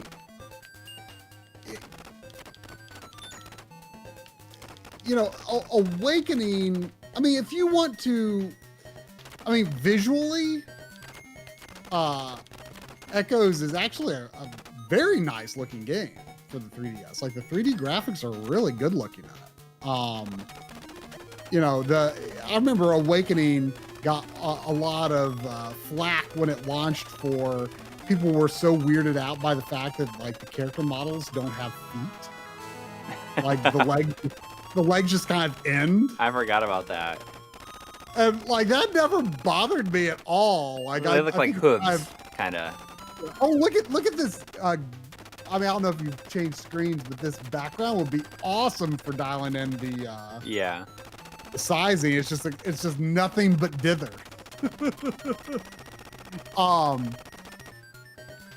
Like I thought it was kind of a charming style. It didn't bother me at all. But like the visual quality of the series on 3DS definitely goes up game over game. And Echoes is actually quite a nice looking game. So I mean, if that serves anything, I mean, it was nice for me, with the most recent Fire Emblem games I've played being Awakening and then Fates. Like it was nice playing a Fire Emblem game for the first time in a long time that wasn't about romance and making babies. I mean, that's become such a core part of the series, which, don't get me wrong, like in Awakening, it's integrated extremely well into the story and is kind of awesome. I like to compare it to like a fantasy version of a particular movie, but I'm not going to say what movie because that would spoil the plot. But it's really well done in Awakening. In Fates, it is done so laughably horribly bad. It is embarrassing. I mean, I haven't played Fates. I mean, I haven't played any of them, but it feels like Fates is like not even supposed to be like a proper entry in the series. I mean, it is. I mean, it's definitely. I mean, you consider like, you know, Corrin came to. Yeah. I mean, it's definitely the direct follow-up to. I mean, it just seems annoying that also you can't even get. You have to have the limited edition to like have the whole game on cartridge. I hate that. Like that just makes me never want to play it, anyways. Yeah, I mean, it's still a good game, but like, it just feels like the way that they execute it, I did not think it was that good. But I mean, you know, Fire Emblem's still fun to play, you know. But like the way that they handle like the whole like children aspect of the game, just like it feels like it was really shoehorned in because they're like, oh my gosh, we discovered that people really like your game if you know, have them make babies. like Fire Emblem was apparently like really on its last legs as a franchise, and was it really? Awakening was like kind of their last chances from what I've heard, and then like it was just this like really mass hit. Like Awakening was just like a huge hit, and they're like, oh well, the reason a lot of people liked it was like all of like the romance stuff, and but like it worked so well in the plot of Awakening. And in Fates, it just feels like they had to figure out a way to make it work without doing the same thing Awakening did, and it just falls completely flat. It's so stupid. I mean, it's Fates, so I'll spoil this minor. I mean, it's not really a story thing because it doesn't fit into the story in any way. It fits into the story of Awakening. In Fates, what happens is when you know, two characters fall in love, they have a baby that they put into the deep realms, and in the deep realms, time passes differently. So basically, because of the war that's going on, they think their babies will be safer in the deep realms, and they won't be able to be found by the bad guys, and you know, and be subject to this war. And then so like when you go visit the deep realms to check up on your kid, they're like the same age that you are, and they've like grown up without you, and then they're like, oh, like let me join your army, Dad. That's like, so okay. That seems.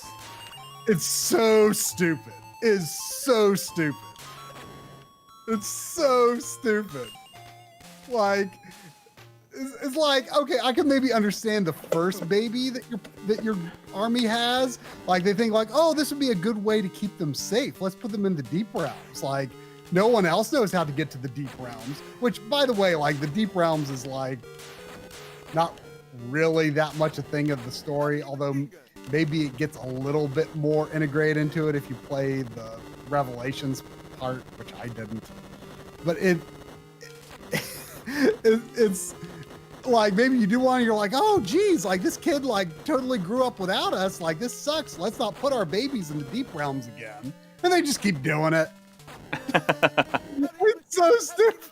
It's so dumb. I won't spoil the way that it's integrated for Awakening though, because it's actually but and now I believe Three Houses has that aspect again, which The Deep Realm? Huh? The Deep Realm, or No, not the Deep Realms. They I mean, has a romance and children mechanic where eventually you can play as the children. I see. But I have not played Three Houses yet. It sounds like, from what I know, though, that it sounds like a good implementation. And Fates is so stupid.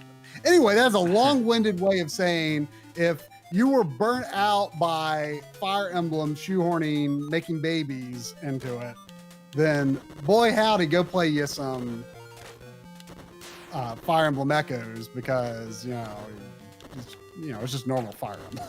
Well, I say normal Fire Emblem. I mean, it's actually got some pretty unique stuff like dungeon crawling and things like that. Like early on, Echoes is much more focused on like more battles, but shorter battles.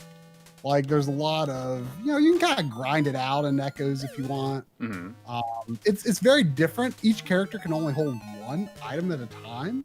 There's no durability. I forget. Some of the other games might have gotten rid of durability. I forget.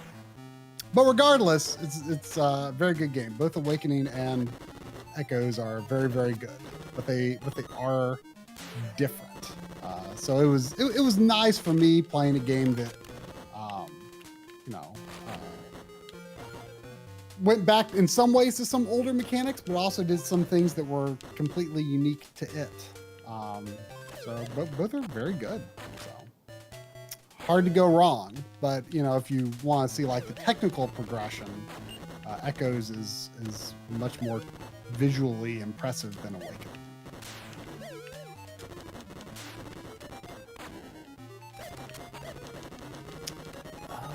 A lot of people have said that the GameCube version is a good one to start with, but what about those who have played Three Houses? Is that an okay one to start with if you wanted to?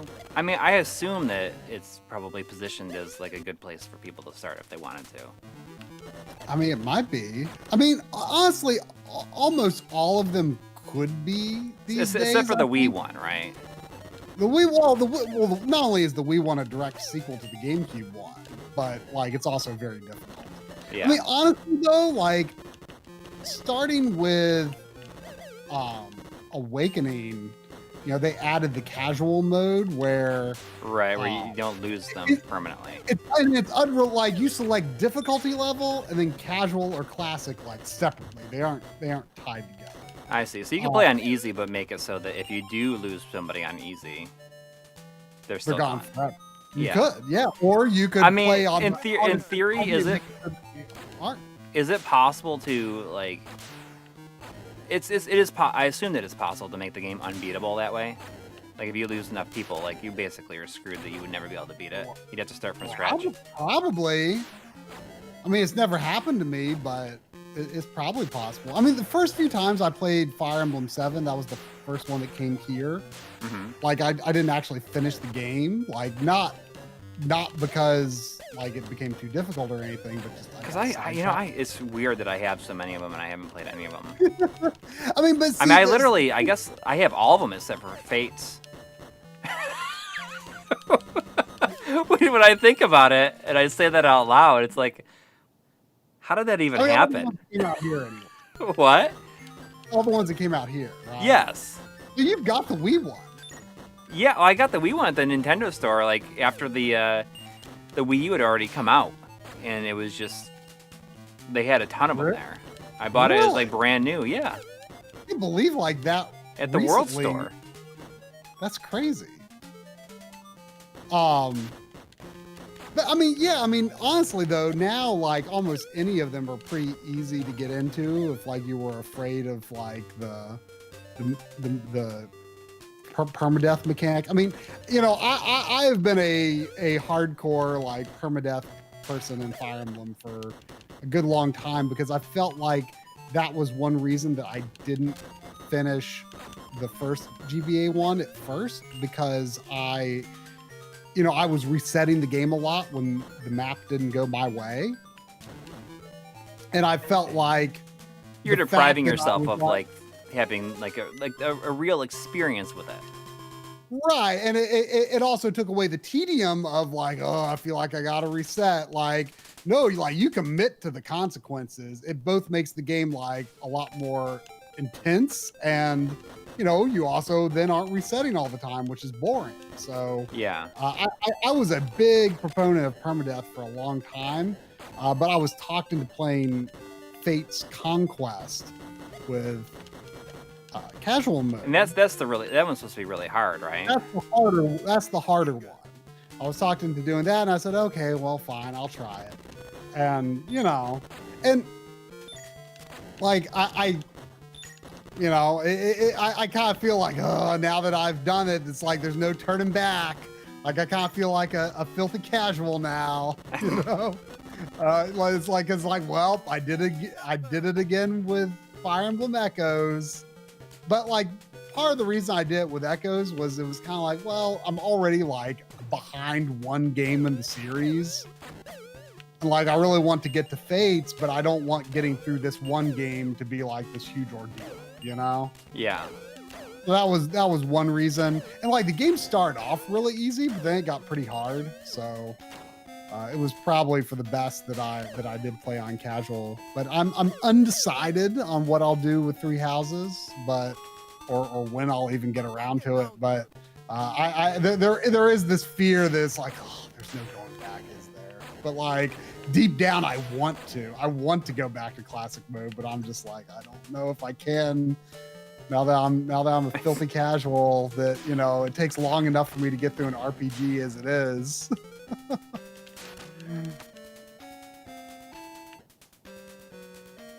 Yep. There was, Yep. There's no going back. I made a lot of progress on Bravely Default 2 this week, though. I'm already like 12 or so hours into it. Oh, Although based on what Duke is saying, I mean, it sounds like he's put like 70 hours into it. I have like not played any games these last couple of weeks, like period. I gotta tell you, I hooked up the Mister to my living room TV this morning while I had my coffee, and you know, just for the fun of it, you know, see if I can maybe get my kids like interested in it. And I cannot believe the level of input lag on that TV. Now, I mean it's a 1080p TV from 2008. So it's pretty severe, and it made almost anything that I tried to play like almost unplayable. You know, I used the Time Sleuth on this 720p Sony LCD. It was actually the first like LCD TV that I bought. I primarily actually bought it to play Final Fantasy 11 because I was dissatisfied with how the PC version looked connected to that HD CRT. It just, for some reason, like PC did not work very well on that TV. So I thought, well, I think a fixed. Well, a lot of it was very blurry and difficult to read because you know the level of clarity was below, like for HD resolutions, it was below what you would get on a fixed pixel display. Like it was just HD was not especially HD on that screen. And so it was just PC did not look very good. You know, it's unlike if you connected 720p to a real VGA monitor, but like 7 HD actually did not look that amazing on it. So anyway, I got that mostly, I mean, it was Final Fantasy 11 that instigated. So, I had a point with this. What were we talking about?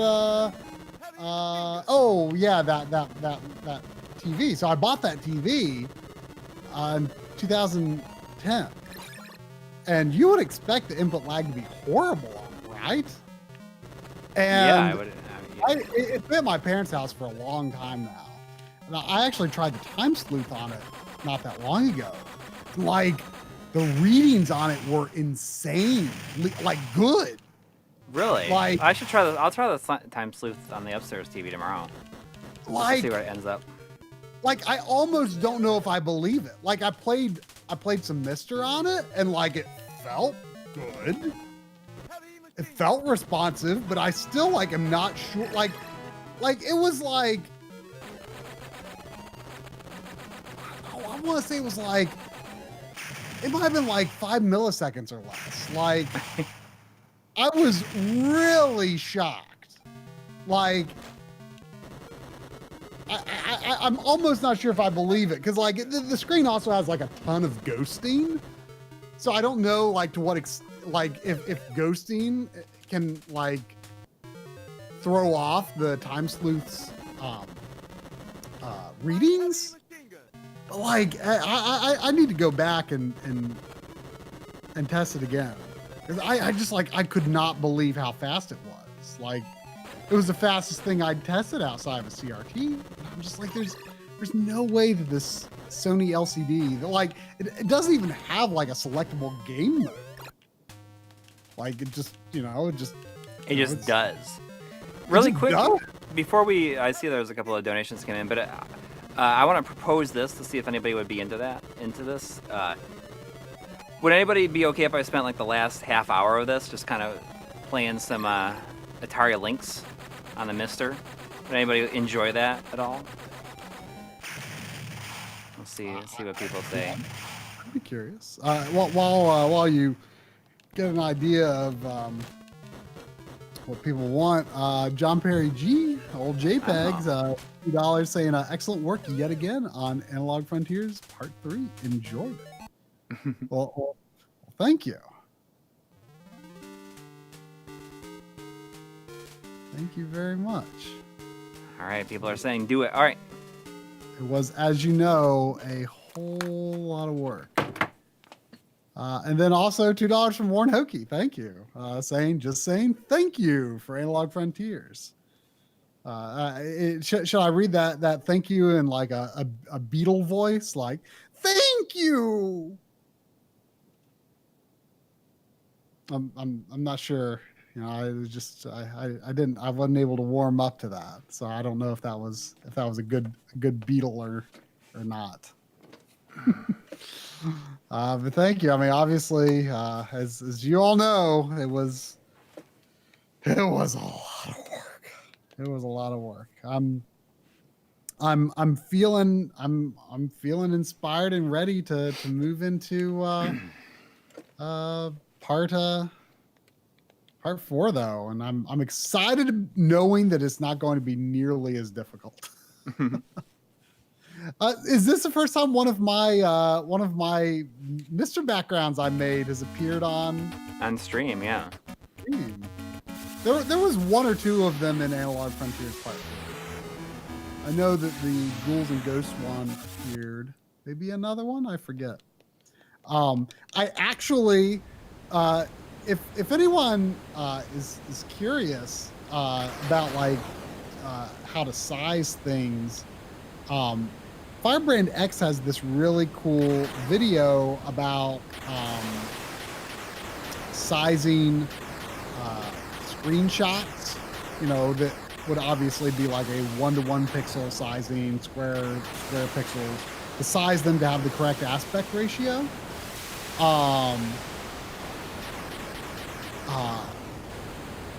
And I wish I could remember the website that he shows in the video off the top of my head. But if you go to his Firebrand X's YouTube channel, you'll find these videos about sizing screenshots.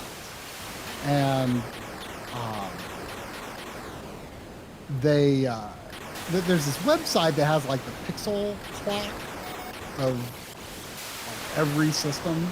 And he showed how you divide one number by another number, and then that gives you the number that you need to multiply the horizontal axis by to get the correct aspect ratio. And it works awesomely. Like, he was showing it in GIMP. I didn't give it in Photoshop. But what I did, like, to make these backgrounds, mostly I just went to vgmaps.com. Wait, the only way to do it is in GIMP? No, I did it in Photoshop, but he showed me. Firebrand X brought out the GIMP? Yeah. Okay. Just making sure.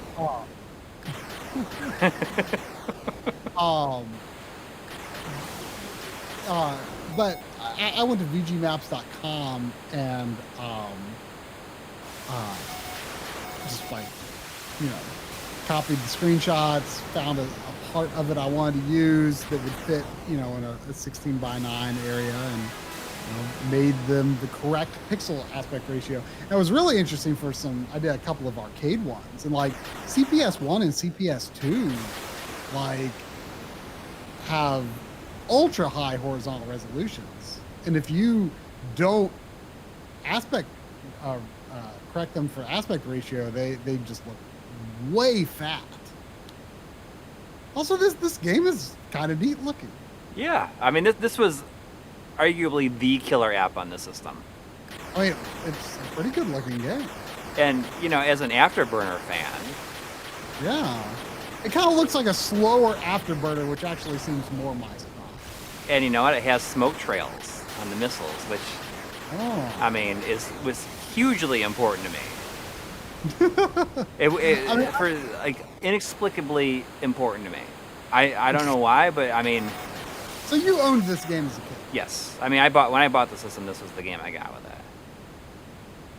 It's even got some hills. The ground looks fantastic. It's actually really impressive. Like, I mean, I personally feel that Afterburner is too fast for me. Yeah, I can understand that. Like, I'm sure if I like really sat down and like tried to get into the game, I would come to appreciate it more. But like every time I try to play it, I just feel like it's too fast. Like, Space Harrier is pretty borderline, but I feel is a little visually easier to take in. And there was also $2 from Vegra. I'm not sure how to pronounce it. Still wondering why this collection is $40 frickin' dollars. Wow, is it really that much? The NeoGeo? That is a little surprising. Yeah, that's. I would pay that for a physical version, but yeah. Digital, I do think that's a little much. I feel like they're gonna have a hard time maybe selling it for that price. Yeah, beyond like the. I hope it doesn't have to get volume 2 though. Oof. I saw someone saying play Ninja Gaiden. Yeah, I saw. It's the arcade version. I forgot that was on Lynx. Yeah, look at those hills. Those hills look great. There's a version of Ninja Gaiden 3 on here too. Oh, I forgot. Oh, you should play that. I'll play that after. I'll play it after this. I don't think I've seen it in action, but I think I saw some screenshots and I was like, what? It looked way closer than it had any right to. For those who may have tuned in, though, after we switched over, Coury is not playing NeoGeo Pocket Color anymore. He is now playing Atari Lynx on the Mister. Yeah, just because, we usually end around 11, so I figured it'd be fun to just play some of this on stream. It's a good juxtaposition, like an older handheld, against the, I guess, comparatively, this was a later handheld versus this. There was a $4.99 from a Trinan 9000. Thank you. A-Train 9000. I'm guessing it's A-Train. A-Train. Oh yeah. That's a little easier to pronounce than a Trinan. There you go, A-Train. That's it, right? That's got to be it. Saying, this looks like it gave the bee an Easter egg and a strong bad email. You're so right. Like this I feel like Ninja Gaiden. Well, I think it was talking about the Oh, that's right. I yeah. forgot. There's fast forward too. So this Coury has fast forward and rewind. Or maybe this actually, like, the character style of this kind almost does look like something that would be in a Strong Bad email, I think. But like, I feel like the Atari Lynx resolution kind of does fit what you would expect out of some of those Homestar Runner games. I need to play Stinko Man level 5 or whatever it is, the final level that like came out after like 10 plus years. It's gotta been longer than that. So the slow action is the game's normal speed. Yes, and it works, yeah, I'm pretty slow. It's not great. I mean, even the arcade version is not great. But I just think about how I really wanted this game on the system. And I played the arcade version. You know, I like the flip. Screen tearing. Is that inherent to the core? Like, is there a weird refresh? I mean, I have no idea. I mean, or is that just how the games are? I don't know. I mean, it has been a long time since I played any Lynx games, so I can't tell you if that's just how I mean, this is the first public release of this, so I mean, oh, I guess that's not how I do that. I can jump straight out of that. No. I see. I can restore the save states. Let's try again. Like I noticed when you were selecting your next game, and you know the text was scrolling on the game title in the Mister menu. There was actually screen tearing there too. So I wonder if it's outputting a weird refresh. Does anyone know? Perhaps it does have a weird refresh. I remember somebody saying that. But it you know, yeah, I saw some screen tearing there. I think it does, because I think I saw somebody say that it's like a really random one. Really random refresh.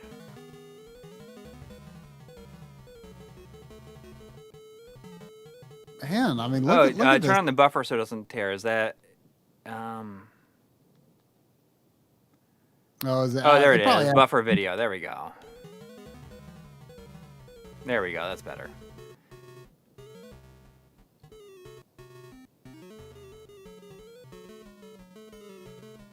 What do you think about these cutscenes? They look better than the NES version. That's for sure. They don't look better. I'm kidding. I'm kidding. They don't. They're pretty. I mean, they're pretty close, actually. I wonder if, I wonder how well balanced this version of the game is, because despite what people say, like once that NES game clicks with you, this is, I think, the Ninja Gaiden 3 has the best level design on NES. Oh, period. Yes. Wow, that's pretty major. I mean, I've heard you say that you've gone to bat for the game overall a lot, but you've never said something that bold. When you really look at how the levels are laid out, where the enemies are placed, where the items are placed, there is an intentional flow to the levels that just feels masterful. Whereas the level design in the previous two games is... I cannot believe how bad the music is in this game. I want to turn it up so people can hear it better. It is so bad.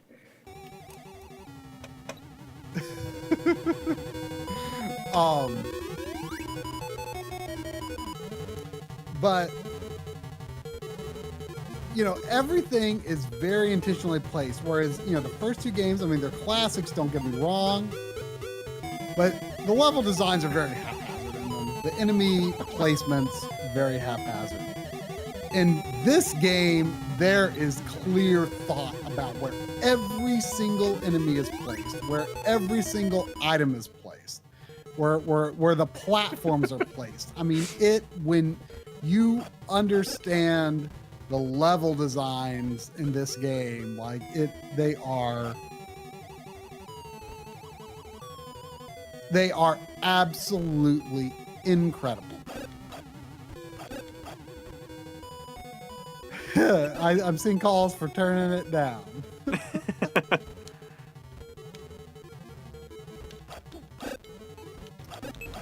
I mean, but visually at least, obviously the sprites are very scaled down, but it looks like the level designs are shockingly faithful. I want to see what that sand level looks like, the quicksand. Oh yeah, it's got a lot of parallel, or line scrolling. I'm almost there, anyways. The music.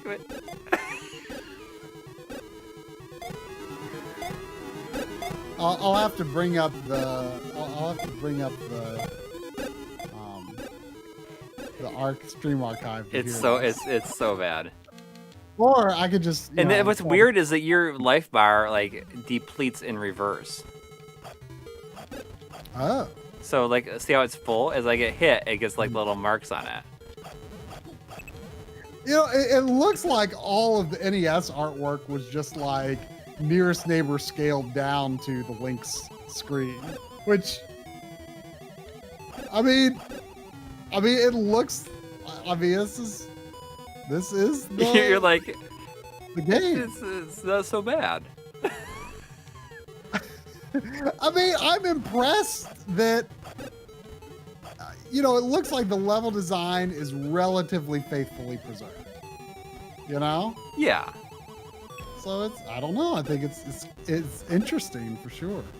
But no, like, I mean, when I think of games like, Mario 3 or whatever, like, I freaking love that game and it's got great level design, but there's not necessarily anything about like the level design itself that like stands out as like head and shoulders above other stuff. Like when I think of Super Nintendo, I think of Donkey Kong Country, the whole trilogy. I think that the level design in those games is better than almost anything else on the system. Almost anything else 2D, in my opinion. This is so and stupid. To me, this is like Donkey Kong Country levels of good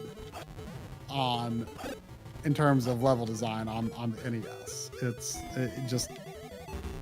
It is sublime once you understand how to play these levels. I need to see what the next level looks like. I cannot believe that I just let myself die. I thought I had him. I'm surprised gonna tank him at the very end. There's no checkpoint.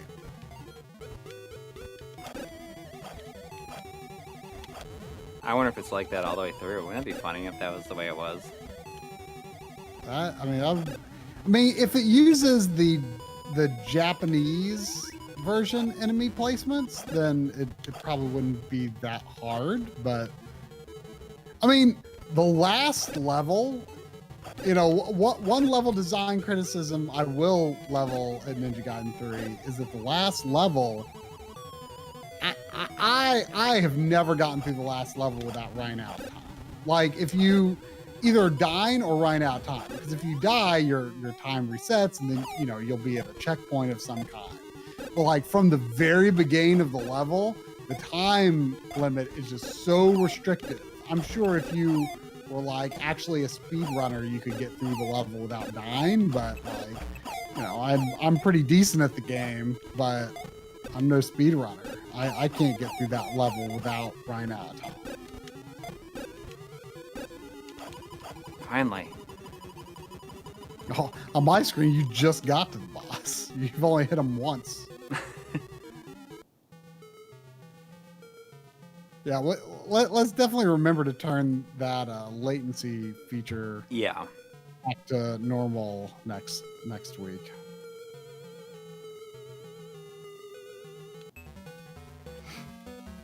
Here we go.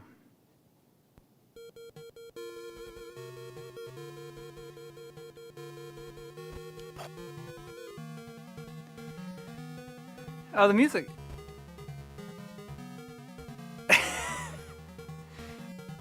I mean, the music here is like, at least is kind of recognizable, but it's not great. The sword sound doesn't sound so bad. Parallax? I'm still waiting to see. Oh, there's definitely no parallax. Okay. But, you know, the spirit of it seems to be retained. Let's see, Caboose's Retro Obscurities in the chat says, I don't know, I felt like Donkey Kong Country 1's level design was too much oriented around do a variation of common sense to find the secret and jump into this spot in the air to skip half the level. I mean, you know, I think a lot of people think that Donkey Kong Country is all about, like, you know, secrets and finding stuff, and that's only, like, to me, like a small part of it. It's much more about the flow. Whew. Of Pit Fighter music. You thought that other music was bad. Pit Fighter's music. I for the longest time, I would just consider myself a closet Pit Fighter fan.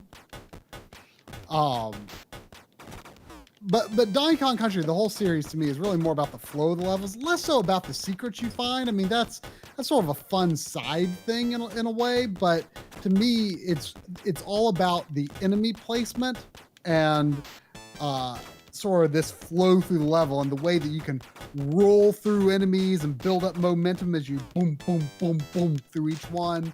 And then as you can use that momentum to do this leap over a gap, and how, you know, when you roll, if you do a roll off of a ledge, you do that jump in midair. You know, there is sort of this mathematical escalation of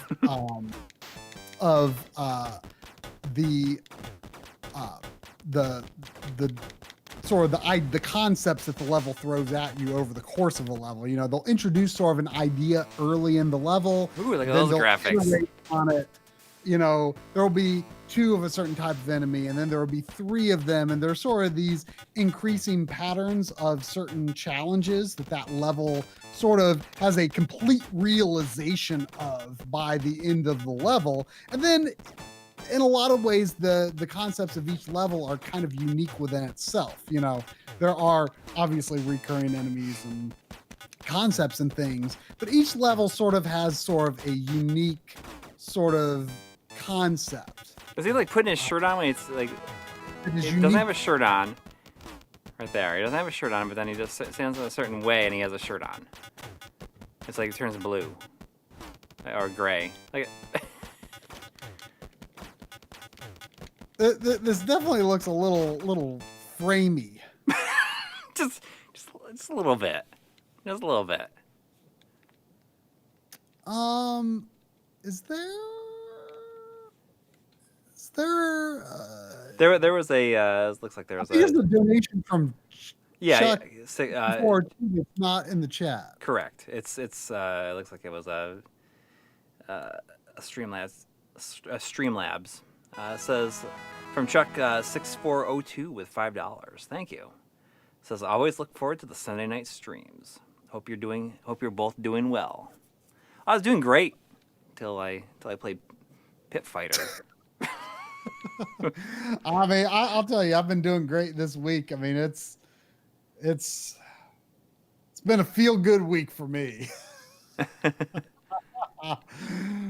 Not having to work on Analog Frontiers Part 3 anymore. It's out there. It's out there. Do you want me to do? Do you want me to do?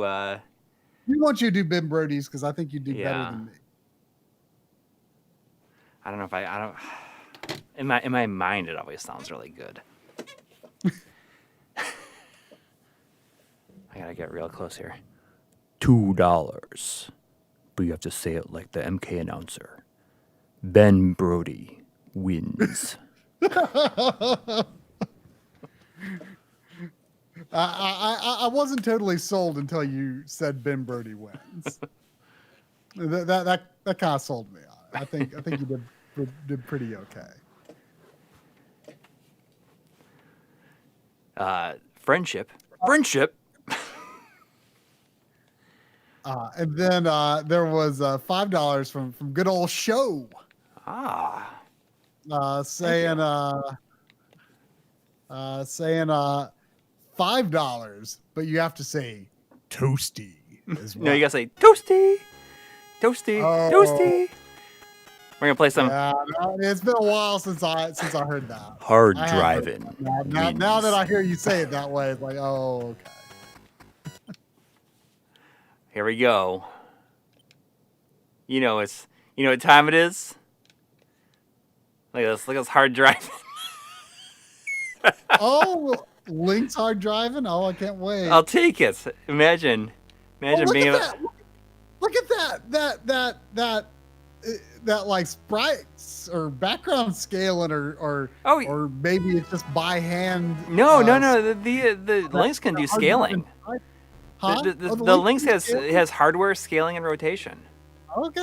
Well, that hard driving title screen, I was impressed. So, how does this compare to the Genesis? It's nowhere near as good as the Genesis version. Oh, okay. I mean, this is like really, really bad. I think about like how difficult all the hard driving games are to control. Like you just like slide. It's like you're driving on like pure ice all the time. And I feel like I was always afraid, like when I was gonna get my license, I was like, man, like what if what if driving is as difficult as it is in hard driving? Because it is nowhere near as difficult in real life as it is in hard driving. Oh, well, I mean, I think most video game driving is harder than real life. Like I've never played an open world game where like I felt like I was actually driving my car in a way that felt like a way that would like not. I ran into that sign and I exploded. Other than like, I guess Final Fantasy 15, where Ignis just drives the car for you all the time if you want him to.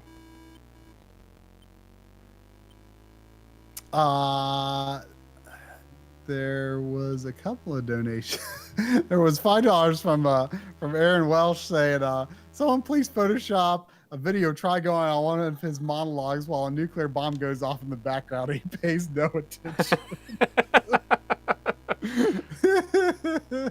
It's very true. It's very true. Once I start going on something, it's just like I have tunnel vision on that conversation until something distracts me, and then I don't even remember what the original point I was trying to make. It doesn't even have the instant replay music. Like literally, the reason to play this game is because of the instant replay music. I guess the Lynx sound hardware just couldn't. It can't handle it.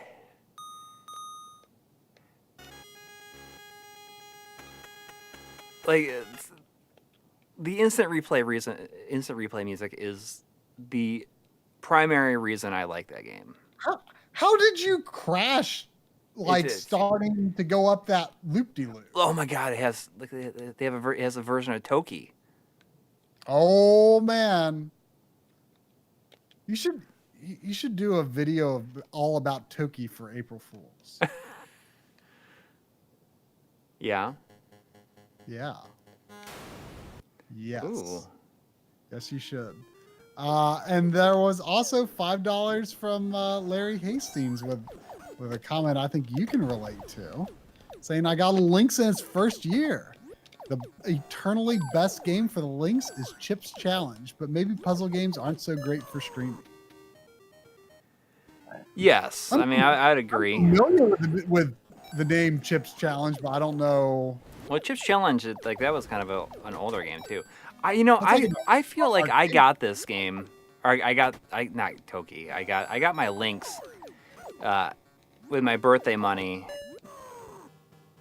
Day after Christmas, and I think I was really disappointed. Although, at the time, You were disappointed? I thought you were really into no, I was not disappointed. But at the time, I remember thinking like, because the Lynx had a backlit color screen, and I was like, I could not understand like the idea of looking at a screen in the dark and it like not being backlit, which makes sense. I mean, when you think about like a TV, you always have like, it illuminates the room, and like I never had a portable that I couldn't see the screen. So I just assumed that if something had a color screen in it, it was going to illuminate. So it had a color screen, and I was just like, oh, that's so cool. I can, like, you can see it. So you thought the color was what made it? Yeah, I thought there was the color that was making it like light up. I see. So like the Game Boy. I mean, obviously you were a lot older when the Game Boy Color came out, but like. You would have probably been like, gosh, like Nintendo must have tried to make a color screen that didn't light up. Yeah. I mean, it makes sense though, doesn't it, right? I mean, I can understand it from a kid's point of view. I can understand it. Let's see here. There's not a lot of games on this system though. Does everything fit in one folder? Yeah. So a personal favorite of mine at the time was, I guess, it really shows off the hardware as Electro Cop. Oh yeah, that one's definitely interesting. Oh, you played this one before? I've either seen you play it, or I think I saw you, or I think I looked at video of it, or I saw you play it. I don't know. I've seen it in some context. I just can't remember what it was. Because you can see the scaling here. You run into the background, but it has this theme music that is unforgettable to me. I think about it fairly often, actually. This music that's on the first level here, which I think that is the only music in the game. The horizontal scrolling looks terrible at this. But I mean, you know what it kind of makes me think of? It kind of makes me think of like a fixed perspective version of the Windows Maze screensaver. How do I get out of here? The music here is like, what is... I wonder what the frame rate is though, because it looks, I mean, your character is so large that you can barely see when things are coming for you. It's interesting for sure though. It's interesting. I mean, yes, there's a lot about it that's like not that great, but it feels like kind of ambitious. The Lynx resolution has to be lower than Game Boy, right? I don't know. Pixels look so huge. I'm going to look it up. Game Boy is 144p. Atari Lynx resolution. Mysterious blue powder found in Megacorp research facility. This old Electro Cop, he turns into a mysterious blue powder. That's what they're doing. Is they're building Electro Cops and killing them and snorting them. Atari Lynx resolution is 160 by 102, so it's 102p. Okay. So it's definitely lower than Game Boy. Wikipedia here though says 3 million sold, which I mean, I don't think that's that bad. Not bad.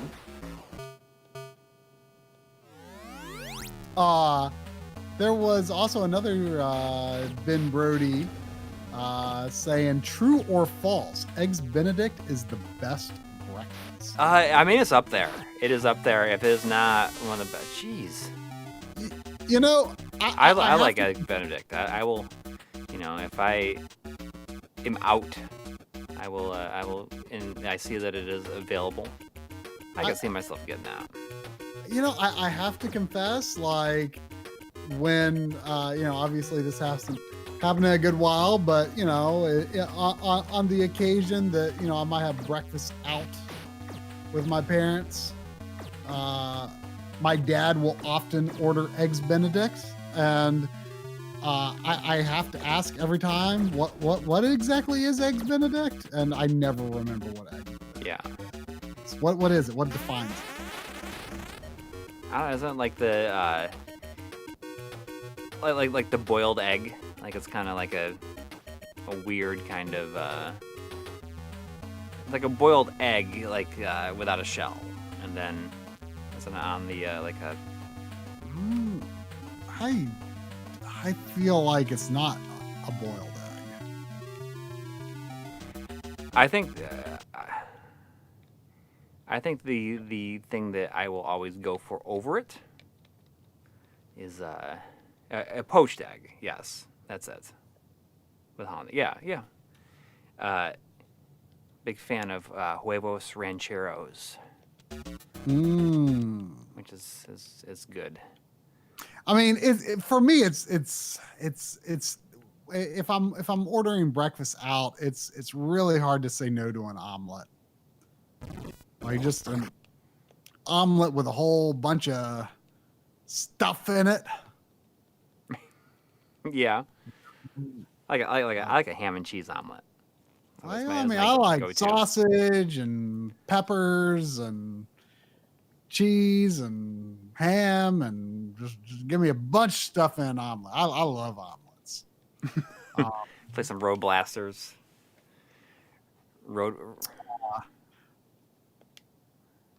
Unless there's anybody. Oh, Desert Strike is on here. English muffin topped with a poached egg. Ham. Ooh, let's play some Dirty Larry. Hollandaise sauce. Do you know what hollandaise? It's kind of like a yellow. Sauce? It's kind of like I think it's like yellowish. Oh. Ooh, look at you know, English muffins are okay. I'll eat them if that's what's available. But like, I'd rather eat a bagel or a biscuit than an English muffin, personally. But that sounds really good. But I just kind of wonder what that same thing would taste like on a biscuit or a bagel instead. It's dirty. We're playing Dirty Larry. I think the title screen said Dirty Larry Renegade. It says Renegade Cop. Dirty Larry Renegade Cop. Look at him. He's getting yelled at by the chief. Getting yelled at. Again.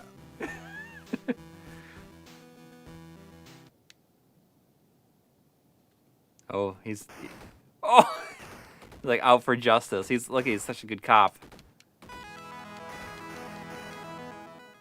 Look at. But you know, I'll tell you what else I like. You know, I mean, I love like some specialty pancakes or waffles. Like I love like chocolate chip pancakes or, you know, waffles with some sort of, you know, strawberry or cherry topping on them.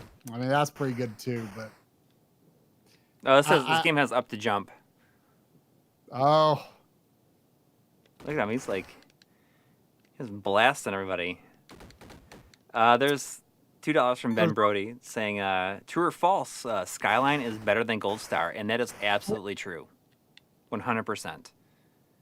I don't even have to think about it. Skyline is better than. You like either. I thought you just like Dixie. I like Dixie the most, but I will tell you, in the last year, I have found myself going to Skyline more often than previous years, and I do like it quite a bit. I mean, you know, this dude's like riding his motorcycle on the sidewalk. I mean, Skyline is, I mean, obviously not really around here. So I my parents used to get a lot when I was a kid, and I would get a cheese coney at Skyline as a kid. Mm-hmm. You know, so I, as an adult, I have had fewer opportunities to fully sample their menu. But I have, on a couple of occasions while driving home from your house, stopped at like a Gold Star Chili, like an hour down the road, for lunch. Mm-hmm. And I really liked it. The one thing I will say though is, as far as I can tell, like Gold Star Chilies tend to be like more of a full service sit down, and Skyline Chili I think is more fast food. So I guess Skyline is probably more convenient. I don't know. I mean, Skyline has a dining room as well. I mean, I always felt like, but like, do they like have like servers and stuff? no, but Dixie Chili is a sit down. Is that what you're saying? Well, like it. Dixie Chili is a sit down place, and Skyline is more fast foody than I thought you're saying versus like Gold Star. Gold Star is like the same thing as. Well, but even Dixie, you order like at a counter, like Gold Star. In my experience with Gold Star, like you don't order it. Switchblade too. You sit down and then a waitress takes your order. That's been my experience with Gold Star, but I like all of that Cincinnati chili, but I don't have the opportunities to really make the firm comparisons that I would like to make. Well, this is Gremlin graphics. It is. It's John and Audie are all about them Gremlin graphics. It's Switchblade 2. I mean, I had never even played Switchblade 1. I hope I'm not missing any like important plot points. There's a lot of references to the first game in Switchblade 2. I've joked to John and Audie, like, if you search for Gremlin graphics on Google, you'll find this like icon of this like hand-drawn like green gremlin who looks like he's not up to no good, making trouble in the neighborhood. Like, could you imagine if like Gremlin graphics was still around and that was like they were like one of the big players in the game, and that like when like that Gremlin graphics logo appears like at the beginning of an E3 trailer, like people go nuts. Like you knew that it was like you're about to get something you've been looking forward to for a long time. Yeah, like this is going to be the next game. You're about to see something that is every single time is GOTY material. I mean, I would love to glimpse into that alternate reality where Gremlin graphics is like they like have their own E3 press conference. Yeah. And then Microsoft buys them. Oh, another $2 true or false from Ben Brody. True or false? Burger King is better than McDonald's. I will say true. I will say false. I had a feeling you would. I will say that in more recent years, I have come to appreciate McDonald's more than I have in a long time. Like, I've always kind of considered McDonald's the bottom tier of fast food. Although, they have a pretty good breakfast. But, I liked them as a kid, mostly because I got a toy with it, But like McDonald's regular hamburgers, I just don't think are that good. But I have come to kind of appreciate like a Big Mac. I can get behind a Big Mac. Yeah, and I really like the new spicy chicken nuggets they have. I do, and they've got like some new chicken sandwiches. Oh, that nerdy Chip McCallahan is up to it again. Suddenly stops eating lunch. Melinda the mental marvel is sitting down next to him. Nerdy Chip McCallahan.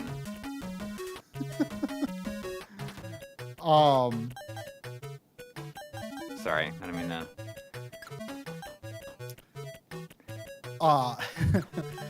But in general, I'd say I like Burger King more. I'd say I like a Whopper more than a Big Mac, but I do like a Big Mac too. But the appreciation of a Big Mac is more recent for me. But the Burger King is not terribly convenient where I am right now. Like there are Burger Kings in the area, but the closest ones have closed. There was $2 from Mo Zamboni. Thank you. Asking me, Lancaster barbecue, Smithfield, or other best North Carolina barbecue. I always forget which. I have to confess, I always forget Lancaster barbecue. Is that like the vinegar sauce or the more red sauce? I can't keep them straight. They're all the same at this point. I like both styles. I gotta be honest, when the subject of Carolina barbecue comes up, I have to say, even as a North Carolinian, I have to admit, I've kind of come to really like South Carolina barbecue. South Carolina uses a mustard-based sauce. And it's just kind of a little different from your other barbecue sauces. And I really like that mustard sauce. Pretty good. It's pretty good. But, a lot of people like to fight over, what region has the best barbecue or whatever. But I think one of the most fun things about barbecue is that everyone has different barbecue. Even though I do a poor job of remembering what the distinctions between a lot of the different ones are, I think the fun thing about barbecue is that it's always a little different.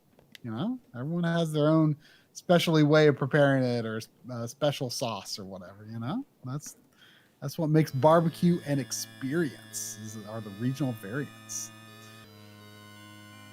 And there is $5 from Scott Lynx asking any future videos about Mr. in the to-do list. And absolutely, there is a video about Mr. in the works. It will not be the next video, but it will be, sometime this spring. Coury is going to do pretty much a blowout video on the current state of Mr. And I mean, it's going to be it's going to have as much in there as I can put in there. I mean, there's no way it's impossible to cover everything. There were a few criticisms. There will definitely be some shots of Dracula the Undead and the Atari Lynx in there, though. There was the entire game is just Bram Stoker reading the book to you. A couple of people that criticized some implications in Analog Frontiers Part 3 that Mr. might be difficult or technical. Mm-hmm. And some people took issue with that. And one thing to keep in mind, the interview with Jeremy Parrish was from 2019. I think a lot has changed since then in terms of how easy it is to set up a Mr. and stuff like that. But I debated, do I keep that in there? And I thought, well, no, it's still relevant because again, the Analog Frontiers is supposed to be a broad audience. It's not just supposed to be like the hardcore retro fans. I don't want to scare hardcore retro people away from considering whether a Mr. is for them. But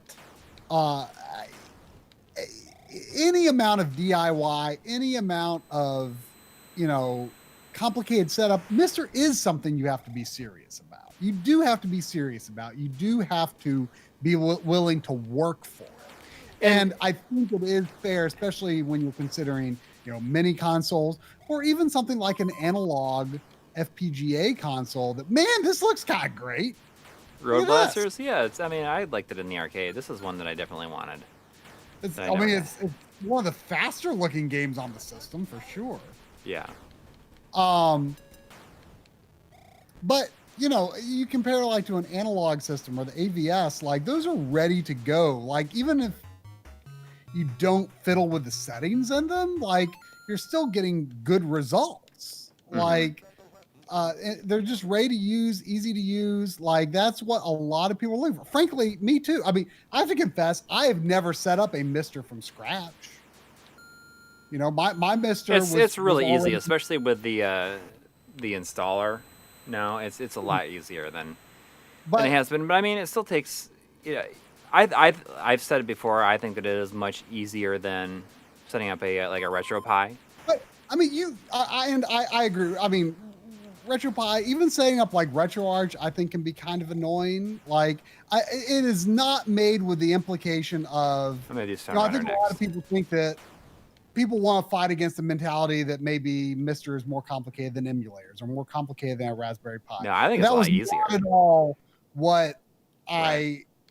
I did not intend for that to be the point of comparison. It's just that some work is required for this, and you know that might be too much work for some people, but it was not meant to be directly compared to anything like Raspberry Pi or anything, because you know, especially based on your experience, setting up Raspberry Pi is very, very convoluted. I think even just using RetroArch, I get annoyed with it. Like it seems like you can change something in the RetroPie and would have no idea how to get it back. Mhm. But you know, but I mean, you know how I am with stuff. Like I have had hacking my PlayStation TV on my backlog forever. Forever. And I've almost done it a million times and then just like, put it off. Like, you know how I am. Like, it would have been such an ordeal for me to actually like get off my butt and set up a Mister from scratch. You know? I think that if you did it now, you can really do it if you know the you know the like the steps. Well, I mean, I don't know the steps, but I mean, you could do it in 15 minutes and be like up and going in like less than 15 minutes. Really, like more like after running update all and everything like that, you can probably be, you know, you have everything. And what I've told, you know, what I've told those people who, you know, criticized a little bit, is that, you know, the video Coury is working on is, you know, it's for, you know, the more of our regular audience. Yeah. And he is very much going to show how Mister can be easy. You know, it's not like it's not like we're saying this is a blanket statement as the channel that, oh, Mister is complicated, but that was just, I thought that was appropriate for Analog Frontiers. Yeah, because I think it shows where, you know, I think there is this mentality of like, oh, well, who needs, you know, a Super NT? Who needs an AVS? You know, Mister, you know, here's the Mister. We don't need anything else. And I strongly disagree. I think there is absolutely a place for all these other systems that are much more ready to go. And I find it easier to learn everything about those systems, you know, just by messing around with them. You know, analyzing those sort of ready to go systems is kind of what I'm good at. Mm-hmm. You know, whereas, you know, Mister, I mean, it is a whole other beast. And, you know, one of the comments I responded to said, you know, I know Mister is easy, a lot easier than it used to be, certainly. Like, I think I would have had a lot of difficulty setting it up at the time that I got it if it was not pre-configured. But now, you know, I'll take your word for it, and I'm looking forward to seeing how you show setting it up nowadays in the video. I'm looking forward to that. But you know, one thing I told people, I said, you know, I'm sure you can think of a lot of people in your life who love retro games, but you would hesitate to recommend a Mister to them because you're thinking, can you really visualize that person? Like, are they really going to put it together? Right. I mean, if you gave it to pre-configured, are they really going to keep it up to date? Are they going to just give up at the first sign of trouble? Well, that's the thing. Like, I feel like in those situations, if it was somebody who was like interested in retro games, I would like get it for them as a gift and build it for them, and basically make sure that it's like in a place where it can just like everything can be played, and they would never need to like really run the update. But you know, there's also like spots of trouble where, like, you know, I've done something where I accidentally got into like a USB loading mode. Like, it's really easy to just do that on accident by to switch the USB. entering it out on the controller. And like, I was like, oh my gosh, how do I get out of this? Because like when I restart, you gotta like restart. Yeah. When I like turn the switch, when I like turn the system switch off and turn it back on, it was still in that mode. I'm like, oh no, how do I get out of this? And like, don't you like hit like the actual reboot button on the system itself? I think. Yeah.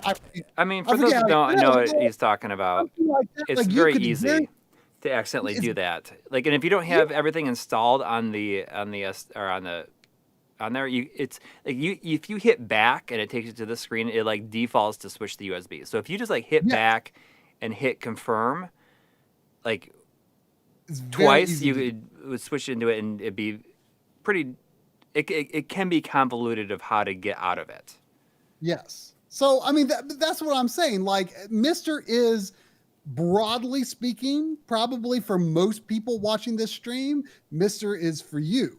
But I don't think Mister is for everyone, and I think that there is a large number of people that, you know, pre-configured FPGA consoles, you know, FPGA consoles designed for one system that interface with real cartridges, or mini consoles, like it is for them. But I was not under any circumstances comparing it to like as being difficulty of setting up a Raspberry Pi or whatever.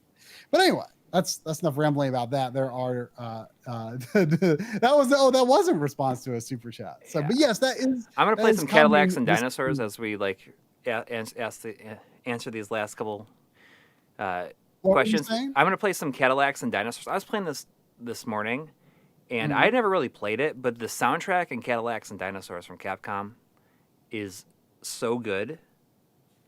I don't know anything about the game, but the title is amazing. Yeah, it's based on a comic book. Oh, so okay. There was also $2 from Aaron Welsh. So here's another regional variant fight. True or true, real chili has beans. I mean, again, just like with barbecue, I think that, you know, part of the fun of chili is everyone's chili is different. Personally, I'm not the biggest fan of beans in general, but chili is one of the few foods that I do like beans in. I also like barbecue beans. Like, you know, if you've got, you know, some barbecue sauce on your beans, I like that.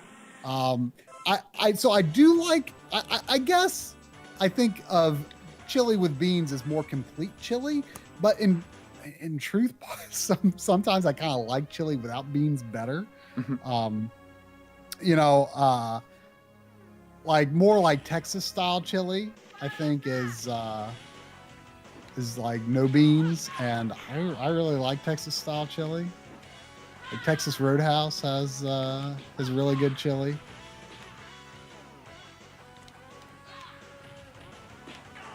If anybody has a Mister and has not played this game, you got to play it because it just has a rockin' soundtrack.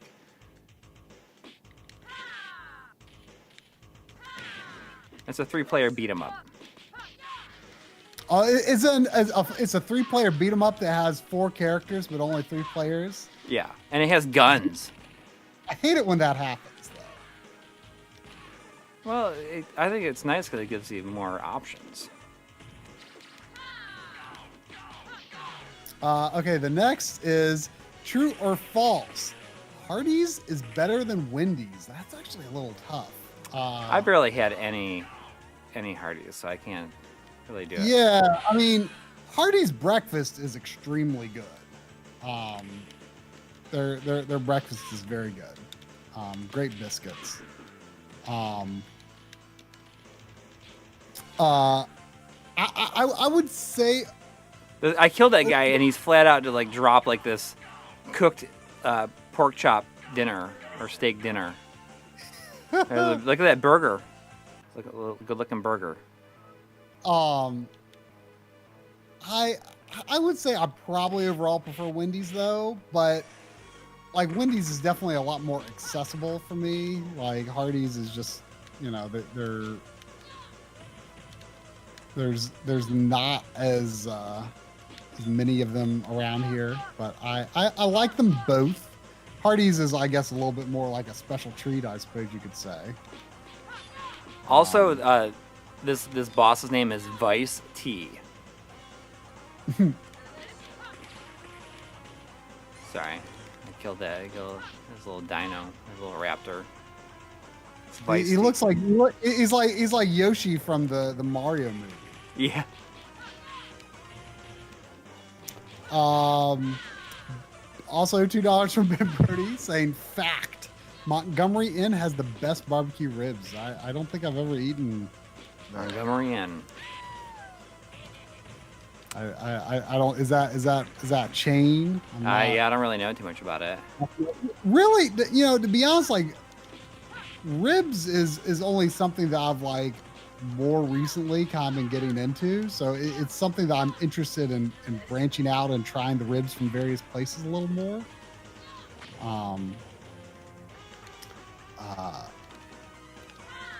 There's a really good barbecue place called Jim and Nick's that I think next time I get that, I think I'm going to try the ribs. Like, I mean, I've had ribs, you know, in years, many times in years past, but it's never really been a go-to. And I've like it's always been like, you know, it's a lot of work for what feels like less meat that you're getting compared to having regular barbecue. But more recently, I've kind of come to appreciate, you know, what ribs bring to the table for themselves. Also, your life bars look very Final Fight in this. Oh well, I mean, it's Capcom. Is this CPS 1? It's like CPS 1.5. Oh, okay. Look at you beat up Triceratops. Her whenever they show her like portrait full screen, like her character portrait is very like looks like very like 50s comic book. Yeah, I think it's just like the the style of comic it. book is actually from, but it's definitely got a retro aesthetic. But like the other characters, like the enemy characters, don't so much seem to have that aesthetic.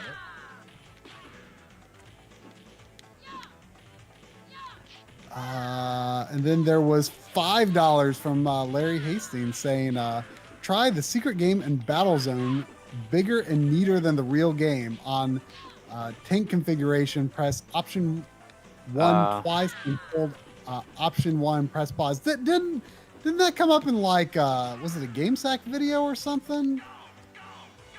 The secret game in Battlezone? Maybe it is.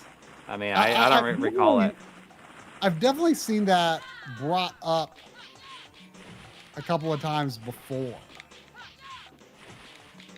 Or, oh, no, I think it was in a DF Retro video. Maybe.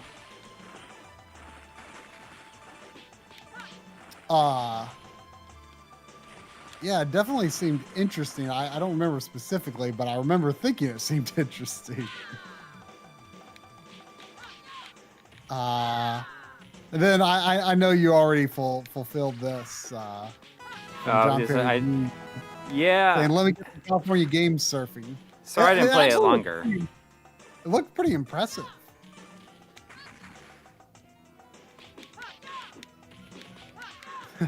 $2 from Ben Brody saying $2, but you have to admit your love for Whataburger. You know, I heard Whataburger was expanding. I heard that not too long ago, I think. I don't know if they'll be too near me or anything, but you know, anyone you meet from like Texas is going to be all about Whataburger, just like people from LA like will not let you leave LA without having In-N-Out Burger. People from Texas demand that you try Whataburger. I have had Whataburger while passing through Texas or other nearby states in the past, and I liked it, but I have to confess to not particularly remembering enough about the flavor to, if someone, you know, gave it to me again, you know, it gave me, if someone had a blind taste test, I would not be able to distinguish what was the Whataburger and what was the In-N-Out. You know? Yes. But both were good. But I just haven't had them enough times to really say what defines a Whataburger and what defines an In-N-Out burger or anything else.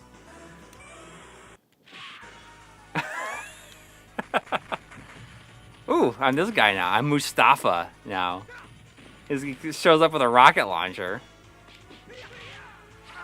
There was also $2 from Blake Romo saying Street Fighter, what console? I showed up late.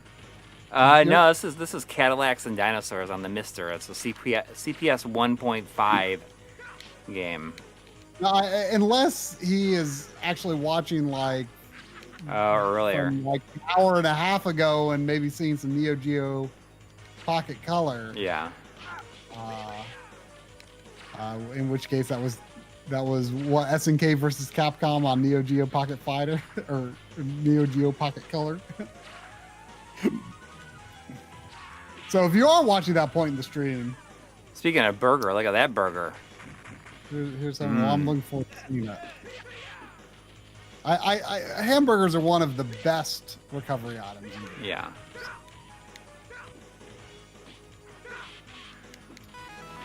Still waiting to see. I don't know. I feel like this is a hidden gem right here. It does look really good. Yeah, it does look like a good burger.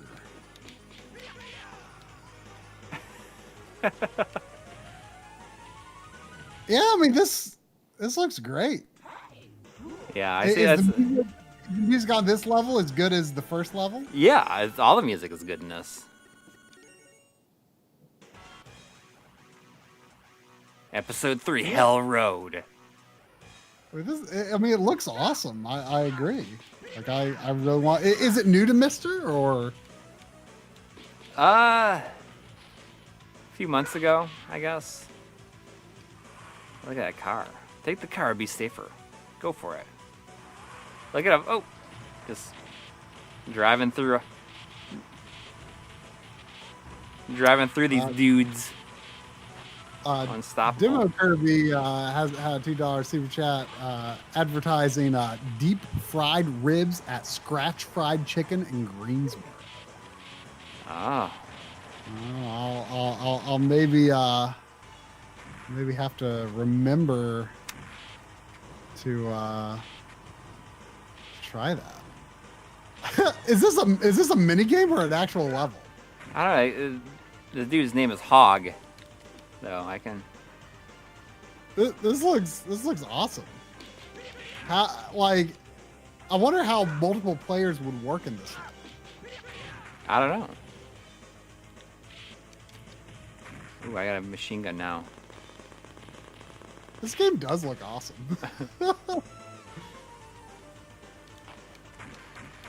I'll have to remember it next time I need to capture Mr. Arcade footage. I'm gonna play a different character. I don't know. Deep fried ribs almost sounds like going a little. Have they gone too far at that point? Play MV Jack D shows up with his rocket launcher.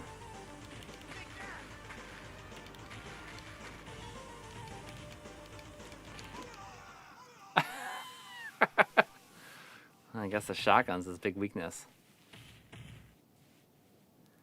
I see there's $5 from Ben Brody saying you have to profess your deep down love and admiration for Space Harrier, but also say this like the Space Harrier announcer and hum the theme.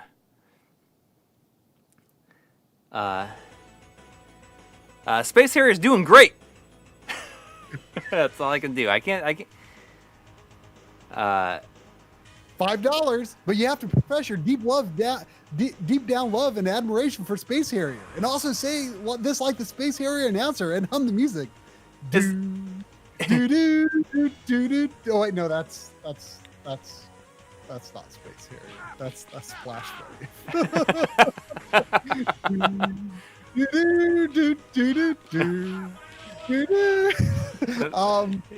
just go with it. Just go with the Splash Wave. $5, but you have to profess your deep down love and admiration for Space Harrier. It's doing great. It's $5. Oh, there's pizza. We got pizza. Oh, when you eat the pizza, his voice goes, "That's good." The cup of coffee is like huge. I know.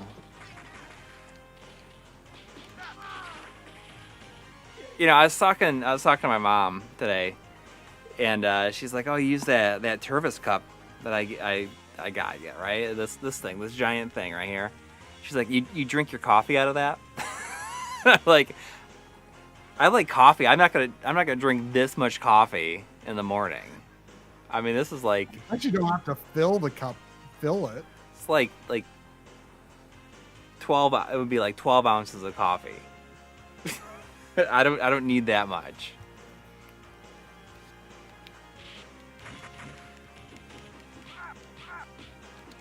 All right. I'm feeling bad that I'm like totally drawing a blank on the Space Harrier. Do. Oh yeah, there. That's it. Dun, dun, dun. Oh, what does he say when he attacks? Oh, I got shot in the back. They're gonna pay for this. when he does that spin punch, he says, "Final uppercut." That's his super move. Is the final uppercut. Ooh, just like shooting these guys directly up against the wall. Ooh, he's on. And when he's like turned into like what is it, like he's like totally gibbed. He gibbed him when he threw that grenade at him. He just like turned into like bloody chunks.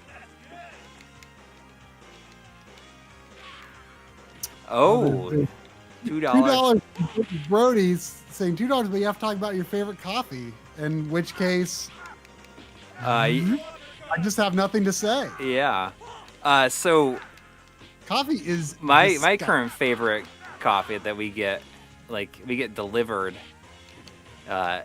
every month because we're afraid to like live without it is called knee buckling espresso. It's good. You know, I think I've said this before, but like, you know, sometimes if like I'm in a hotel room, you know, where you know, there might be, you know, the people that are also in that hotel room are, you know, possibly coffee drinkers, but the, you know, amount of space between where you make coffee and where you poop is like, you know, pretty close. And when you're in bed, you can probably smell whether someone is making coffee or whether they're pooping. And when I'm like first waking up in the morning and I smell something, I have to think really hard about, is this coffee, or did someone like drop a really warm and smelly poop? Like, wow. Like the pairs between coffee smell and poop smell are slightly crossed in my brain. That's great, because like I can't even imagine how that's like even close. I don't like coffee. I'm mistakenly sponsored by Trade Coffee. I mean, is that I like the knee buckling espresso. Is there? I'm not sure if it's like a. Hopefully, is that what it is? Is Trade Coffee? Is that who makes the knee buckling espresso? But if you know what, if it is, and if we want to be sponsored by knee buckling espresso, I will definitely take a free lifetime supply, and I will mention knee buckling espresso on every live stream that I'm on. Every week. So if anybody Looks like your luck just ran out. I like this guy. I like when you continue. It's like you punching this guy in the face. Watch. It jumps right back in. Oh, okay, yeah, Stone Street Coffee Company. That's right. So if Stone Street Coffee Company wants to sponsor this with like a lifetime supply, I will mention the Stone Street Coffee Company in every single stream at some point.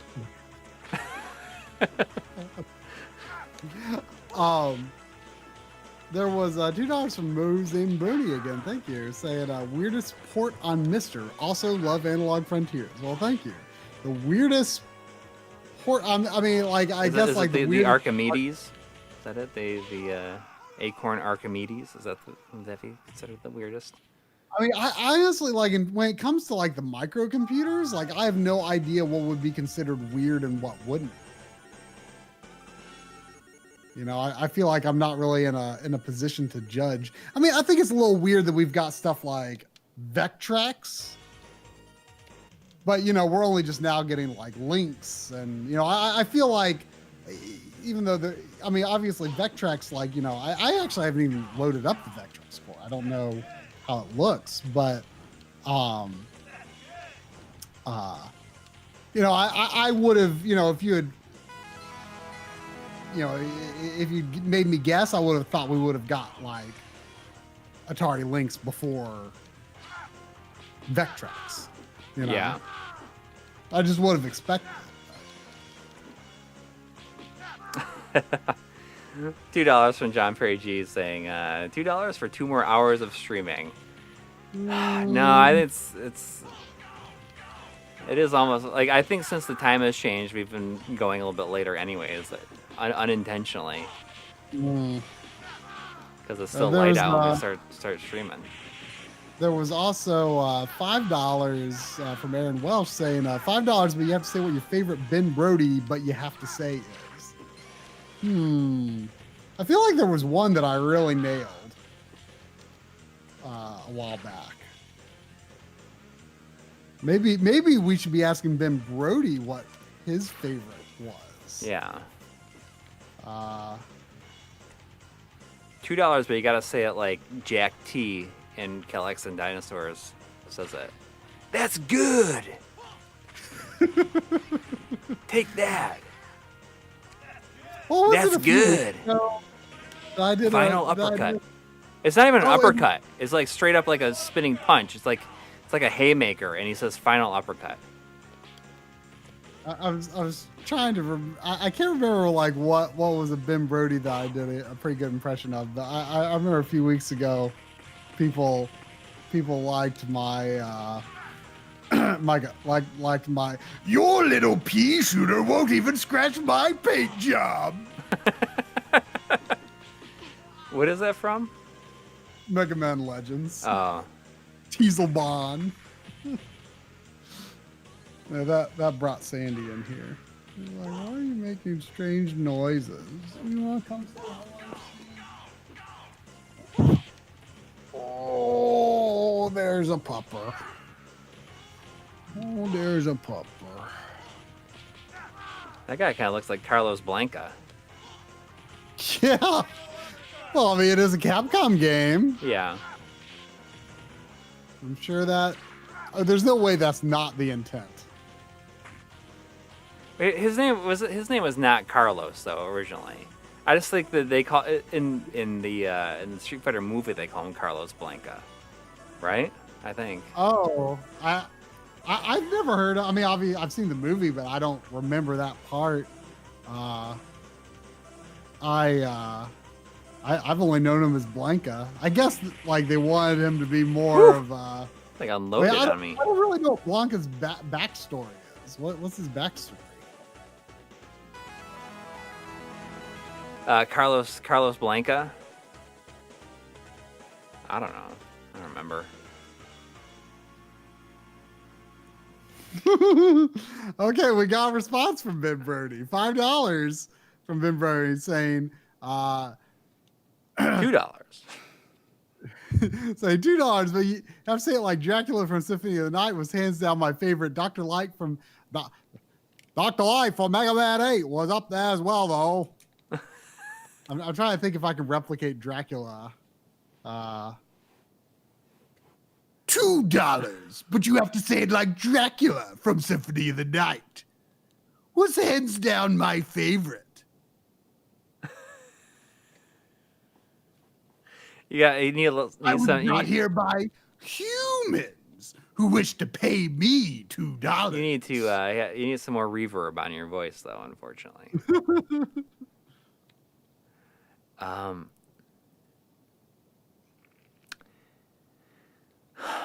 Well, I should spend a day, or maybe not a day, but I should spend like half a day making a bunch more of these Mr. backgrounds. It was kind of fun. Yeah, I mean, just having a whole bunch of them for it to like pull from is nice. Yeah, it just does them randomly. I like that. Yeah. Well, I saw somebody ask if I'm going to put together a Mr. Cade. I would like to when I eventually get a candy cab. Then I will. Yeah, that would be pretty cool. I have a spot right over there for it. Anyways, this is fun. This is fun. You'll be streaming again next week. You'll be the I'll be streaming the next 2 weeks because 2 weeks from now you won't be. Yeah, I have a family thing to go to during that weekend. But next week I think I know what I'll play, and I also have an idea for the thumbnail, and I think it's going to be the greatest photograph ever taken. I look forward to being surprised by what it is. We'll see. I actually haven't tested the game yet, so maybe I'll chicken out. We'll see. Well, probably not. I guess we'll see. Anyways, thanks everybody who donated tonight. It was a crazy influx. It looks like looking at all this. Jeez, thank you so much, and hope everybody has a good week. Yeah. Continue on this like little side episode I'm working on while I do the Mr. episode, and hopefully that'll be out some point. I'm assuming probably hopefully next week is when I would like to release it. So is this going to be a throwback to Try's backloggery streams? Backloggery streams aren't a throwback. I still do those every Monday, That is still very much a thing. Oh yeah. If you're looking for more streaming, just go to twitch.tv/backloggery. Yep. Every Monday. We're still there. Every Monday at 7 to 11 Eastern. And at some point this week, I'm assuming that Chris from Classic Gaming Quarterly and myself will be doing a read-through of at least his newest issue of his Video Game History Foundation magazine. We've been meaning to do it. We were supposed to do it last Thursday, but he had like a long day at work. So you haven't done yours yet, have Nope, you? I haven't even unboxed it yet or opened it up, unpackaged it.